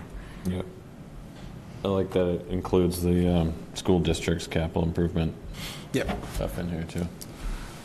Hey, Joe, one thing, and not to jump back, but one thing I was thinking is that we've been asking for an audit, independent audit. Is that something we really got to put out there in terms of the school, in terms of we're going to not even talk about the budget unless they agree to do we put it in letters to them before and that they've ignored it, but how do we make it, we can't demand it, we can just request it, right? we can request it. We can request it as as a condition of supporting an override request. We can request it we can try to, I think we've been trying to talk about memorializing it in the regional agreement to require it every so many, not every year, but Yeah, not every year. because they do an annual audit like we do every year, but to do a third-party operational audit would need to be, I think we're asking for it every 4 or 5 years or something in the regional agreement. But Within the last regional Right. agreement. Last version, the draft. No, the last regional agreement that we signed, that regional audit was in there, and it got done. I think it was 2015. Right, it was one time though. One time. Yeah, one time, not, yes. So we're Correct. Correct. It was trying to one time. negotiate in as a We're gonna recurring do thing in the. Recurring, 3 to 4 years. Right. How often is the unions negotiated? 3 or 4? 3. I think you do it at the same cadence, but anyway, sorry, I meant to mention that before. But I was thinking that needs a part of the discussion. All right, so meeting-wise, our next meeting is in 2 weeks, so we're not gonna do it, we're not gonna vote at the next meeting, we'll vote at the following meeting? Right. Okay. We will So have it's the beginning of February? Yeah. February, I think it's February 2nd or 4th. Okay. Does that make sense, everybody? Okay. Yeah, perfect. February 2nd. Yeah, February 2nd. February 2nd is the next one. All right, The next big I one. need a motion to open, do I have a motion to open the annual town meeting warrant for April 11th, 2026 for town meeting? So moved. Do I have a second? Second. Any further discussion? We do a roll call vote. Rosemary? Rosie Kennedy, aye. Bill Wilson? Bill Wilson, aye. Ben? Ben Blue's eye. William Olson, aye. All right, so you have a list of potential town meeting warrant articles. These are just regular recurring ones that I put on there. I'm not sure that we'll have much in the way of community preservation this year, other than to just do the annual allotment of funds, the annual budget. And then I don't know if for sure that there'll be zoning amendments. I drafted this, included potential climate leader status and an extension or a new lease for the Hamilton Wenham Rod and Gun Club. The president of the Rod and Gun Club reached out to me this week and asked if we could have a conversation. The gun club has done a lot to improve its operations the last couple of years. Their relationship with their neighbors has returned to a better equilibrium. They've made a lot of improvements on the club, but they want to make some more longer-term improvements, and in order to do that, they need a longer-term lease so that they could capitalize those improvements. So I'm going to have a conversation with them, and I'll bring that information back to the board and let you know which direction that they're looking for you to go, and that would need to be a town meeting vote. So, what's the stabilization fund thoughts? What are we thinking about for stabilization fund? You just missed Wendy. She was just here. It's not a lot this year. Stabilization fund is supposed to be at 5% of the operating budget, and so we annually adjust it a little bit based on whether or not the money that's in there is equal to 5% of our operating. Last year, we didn't have to make a contribution because we actually decreased our operating budget last year over the previous year, so the amount of money that was there was already sufficient. You're not suggesting we spend it on something, you're just adjusting the balance. No. Our financial policy requires us to maintain 5% of free cash, 5% of the budget in free cash, and 5% of the budget in enterprise, which means that we always have a 10% hold, which is important for things like our credit rating and everything else. So we have a AAA bond rating. We don't want to lose it. It makes it You're not easier. suggesting I thought you were suggesting we spend it on something. No. This just- is appropriation to stabilization. okay.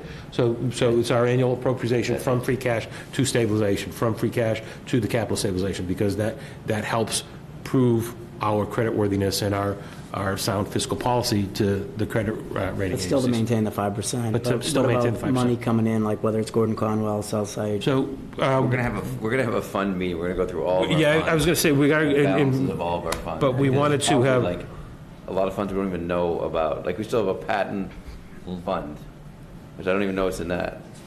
there's a potential to create a new special revenue fund. We have a lot of money we don't spend. But I, would love to have a wider conversation with everybody about what, I know we've had members of the community recommend that the quote-unquote windfall that we're getting from Gordon Conwell and the money that we get from selling the lease, on the cell tower lease, should go into a special revenue fund. Okay, that's a great idea.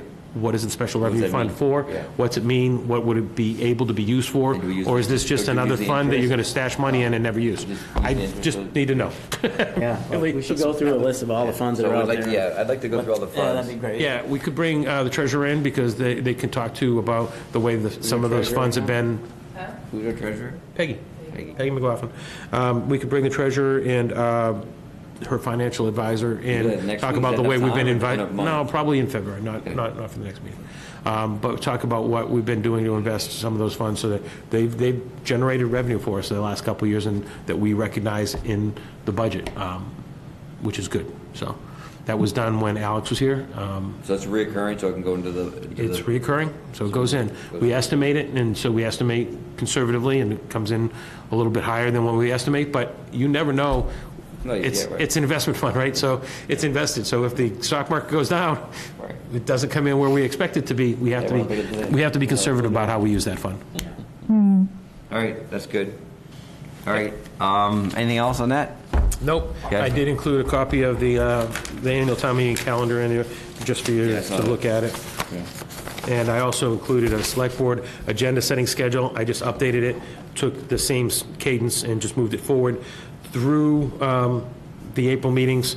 Then you'll see there's some blanks, because we don't know if everybody here is going to be here after April. So on the school, on the meeting, right, so obviously the most contentious thing is gonna be the school budget, right? And we always talk about it, we never do anything about it, but and I'm not sure who it's up to, but the order of the articles, in terms of the order of discussion, order of votes, right? We should just talk about, as we go along, does it make sense to really think about the order in terms of how much time we want to sort of allocate to it? And if things are earlier on in the meeting that are more contentious, we get better discussion, better dialogue, better. So first point at the end, so it's like, I just don't know the right thing to do, but we can just debate that, talk about it. So we have had, we've kind of had a structure to our warrants for the last several years now, at least since I've been here, and I think it actually predates me. Certain types of articles are put in different parts of the warrant, so zoning articles, and then general bylaw articles are always at the end. The financial articles are generally in the middle, at the beginning, middle part of the meeting. That's where most people come to participate in, and where people are still engaged and able to offer testimony. So we should just talk about that if the time is right. Just sometimes we don't think about that until it's too late, and then it's already in order, and then we look like we're trying to stack the deck. So we want to put it in the right order before we put it on paper. Yeah, so our historical, just to say it back, is kind of like zoning-related stuff up front. Zoning at the end. Zoning's at the end. Zoning's always been at the end. Money's up front. Money's up front, zoning's at the end. What'd you say was in the middle, then? No, it's mostly, it's, The first one is. because it's The first one one, is our town budget, the spending, right? Yeah. And then we do the allocations and the Okay. CPC, and then we do the school vote, and then we do zoning articles. But I'm saying maybe move the school vote up to pretty quick, Get it up top. just to get the most discussion out of it, but you keep people for the other, the thing is, then the school vote happens, everybody leaves, right? If you want people to stay, then you put it at the end. So just, it's something we just need to think about. And what Joe's saying is correct. We've had a structure. it's not required to have a structure. It's not in our bylaw to have a structure. It's just precedent. Precedent can be changed if we think it's the right thing to do. And it can be changed by anybody after us. But it's just something, I'm not recommending that we do it. I just recommend we talk about it before it gets too late. And we say, oh shit, we should have talked about this before we put it in order. Because then Bill Bowler says, no, I decide the order. Well, that's not necessarily true. We put the... You present the warrant. Yeah. Right. But we can't change the order once it's in the warrant without his approval. Okay? Okay. Does that make sense? So we can start putting 1 through Yeah. 10 now and kind of just Yes. talk priorities and Yeah. logistics as we go. Okay. Does that make sense? It does. Okay. All right, so we have a press release for new contract for town manager. I'm gonna read it so it's on the record. It'll go out tomorrow. I like the press release. Way of doing things. All right, here we Sure you go. don't want to get on like HWCAM and... Exciting stuff here. not necessary. It is, I am. All right, here we go. Hamilton Select Board announces restructured town manager contract. As most people know, Joe was a finalist in 2 towns, and luckily for us, he's accepted the restructuring contract in order to stay with us, with our goal to keep him here. So the press release states, Hamilton Select Board Chair William Olson, on behalf of the entire Select Board, announced today that the Select Board has come to an agreement on a new restructured contract with Town Manager Joe Demowitz, Jr. I'm pleased to announce that the town has reached an agreement with the Town Manager Joe with the plan to keep him here for the next 3 to 5 years, explained Olson. Following the Select Board's annual review of the Town Manager this past summer, the Board entered negotiations, spelled wrong, with the Town Manager to discuss an extension of the contract, and the result of those discussions was a new 3-year contract beginning January 1st, 2026, with 2 one-year options that can be exercised by the Select Board in the future. Over the past 7 years, Joe has worked tirelessly on behalf of the town of Hamilton to strengthen our community, build relationships, and bring long-term financial stability to the organization. Perhaps most importantly, he has demonstrated a consistent ability and desire to bring people together and build consensus around complex and important town decisions. Select Board believes this restructured contract reflects both Joe's performance to date and our confidence in his continued leadership.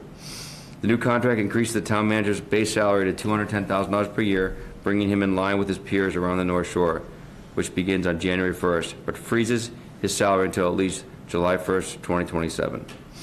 I'm extremely grateful to the Select Board for the commitment they've shown to me with this new contract, said Joe. I really feel lucky to get the chance to work in Hamilton. We have an amazing team of department heads and staff, and the volunteers and elected officials that we work with are truly dedicated to this town. It is my goal to continue to earn the confidence of the Select Board as shown in me and to work through the end of this new contract here in Hamilton. So, thank you, Joe. Congratulations. Thank you, I appreciate it. Very nice. Congratulations. Thank you. I'm very excited to be here for the next, hopefully 5 years. That'd be great. Maybe in 3 years we could talk if you still want to keep me, but let's get through the next 3 years at least. Stay for 5. So. Sounds good. All right. Well done. Next item on the agenda is new business. The only thing I had, Joe, that I want to talk about is that we have been involved in so much stuff over the last year that I don't think we put enough attention into the really exciting work they were doing at Town Hall and how hard that project was.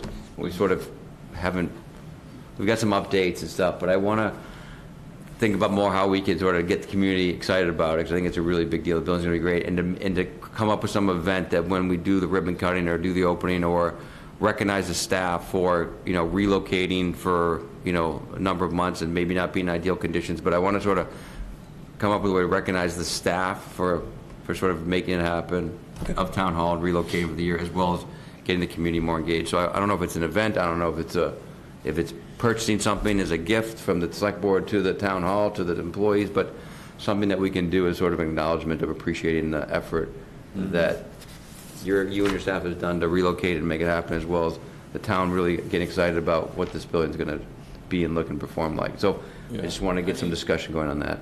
The environmental performance attributes to the town hall, like in a historic renovation, and then just also the kind of like the financial engineering behind it with the ESCO and accessing all of the grant opportunities, the long-term efficiency that's going to come with that. That's a 40 or 50 year system, right? It's really amazing like what's been done. You know, that's got to be. I think it's a first of a kind sort of thing in the state too. We've had it now finally confirmed by a couple of people. There's nobody that believes that we are not the first. We are definitely the first historic zero carbon town hall in the state of Massachusetts. Yeah, I mean, I think there's a lot, you know, in addition to thanking our staff as well, but just sort of something that can also draw in. I think it's right, probably two things, right? Yeah. Thanking the staff, but also getting the community excited and engaged about what this is going to be. Yeah. I think a party, an open house Yeah. would be fun. Rosie loves a party, I know that. Or whatever it is, we want to make sure we do it well in advance and Yep. get people there and make it a big deal. Yep. I don't know what that is right now. I just want to throw it out there because we've got time, because it's March, April, May, what's the date you're moving in now again? It's late spring, early summer, right? Spring, yeah, it's late, probably late April, early May, hopefully. So, but anyways, I think we should need to start talking about it maybe in February. Start planning whatever this is, and maybe, Joe, you can think about it. Yep. Yeah, Some we'll come up ideas. with some ideas for you. Yep. Get the board to sign off on it. Yep. Our team's excited to move back, or they missed their... I think so. I think overall people are looking forward to it. I mean, it's been, you know, the staff that's out at Patton Homestead has been great. There's a part of them that really enjoys being out there, but they're ready to go to, you know, kind of a professional office environment Yeah, as well. it wasn't built to be. It wasn't built to be. I mean, there's one toilet, I think, in the building. No, it's more than that. And There's one in each floor. And the heat, office, when when it's 0 degrees outside, it's, you know it's 0 degrees outside, so. Today was a tough day. Yeah. Today was a tough day out there. Fortunately, it gets warmer tomorrow, so. So there's definitely sacrifices but it's a beautiful property, to just be Sure. there, look out the windows, it's much different but there's sacrifices they've made to be in that building. I was there one day and it was sunset, and I was like, wow. Yeah, it's great. I mean, it's a great location, and, you know, and then that's something else I'll be bringing up with the board, and I sent out an email today to the group that we've been referring to as the Patton Homestead Task Force, and to try to, you know, get that going again, because we need to figure out what the next life of the Patton Homestead is when we exit, so that needs to percolate real soon here. Okay. And we talked about the list of funds, right? That's kind of already in Yeah, there. I want to get the fund Patton review. Homestead, I think the regional school district agreement, I don't know. Yeah, we need to. There is a regional school district agreement meeting on Wednesday this week. Wednesday this week at 3:30, so I'll try to confirm that Tom's going to be there. And Rosemary, it's great to have you back at a meeting, so I hope you're feeling better, but great to have you back. Yeah, thanks. I am not quite ready for prime time yet, but I'm headed there. That's great. Could we, but while we're talking about new business, and I don't know how you want to act on it, we had a request over the weekend, or maybe it was either yesterday afternoon or first thing this morning. You all received an email from Nancy Steffes on behalf of the Hamilton Town Democratic Committee, and they're looking to do a candidates forum at the Council on Aging. We had previously, the board had not acted on any policy to allow public use of that, so other than town boards and committees, we haven't been allowing anything there. We don't have a committee, we don't have a policy against it, we don't have a policy in favor of it, so we're just not letting anything happen unless we talk to you. Would the board be comfortable allowing both the Hamilton Town Democratic Committee and Republican Committee, if they wanted to use the Council on Aging for candidates forums? There are some statewide, you know. Is it after hours? Yeah, it'd be after. It wouldn't be during. It wouldn't be during. It would be after hours. On a Saturday, I believe the Democratic Committee wants to use it at the end of Which is February not the for a League of Saturday. Women Voters who No. do the normal No, thing. it's the Hamilton Town Democratic Committee. There is a Hamilton Town Republican Committee. You could make an allowance to allow either of them to have I can't do it candidates here because this forum. room will be under Right. construction. This room is not available. So this is our last time in this room for a bit? It's our last time in this room. So it sounds like it's sort of a one-time exception because they don't have another public space. There is not currently a public space that we could go to. Have you used it historically, correct? So that building's been used for things in the past. We just got into a situation where we were looking at adopting a public facilities use public use of facilities policy, and then we kind of got tripped up on it and didn't finish it. So we halted all use by outside entities for the time being, except for Patton Homestead, which they can't really use right now because we're there, so. Yeah, I'd be in favor of So at this point, you just say we're in favor of a one-time thing because they can't use this room. I'm just trying to understand, is it for local candidates? Like for candidates who are here in the towns or regional things or for state? Statewide. Statewide, so Nancy had it all laid out in her letter. I believe that they've got several candidates, there are several candidates to replace our congressman. So this would be a candidates forum for this. I think there are 6 Democratic candidates that are going to be on the ballot before the primary, to replace Seth Moulton, who's left or has announced that he's not going back to Congress. I think he's planning to run against Ed Markey or try to step up. Yeah. I think he's planning to step up to run against Ed Markey. But these types of things have been allowed in many communities in the past. Lots of local organizations have community forums to introduce candidates to their voters. And if you said for me, it's still the public around their elected officials, so this isn't. Yeah, that's why I wish we had a policy on it, like, because it would be easy, because I would agree. As long as it's both parties, if you will, or have the same, Yeah, we don't need a policy to do it, but we should have a policy in the future. Yeah, well, we've sat at this table many times and said we need a policy. Joe, I think, I think, Joe, you and I were going to be working on that, and you're right, it did fall through the cracks, so maybe I could look at, I think we looked at a few towns' policies, and maybe get cracking on that again so that we'll have something. Yeah, Joe, if you want to resurface that. Yeah, I could do that, but do you need an answer on this today?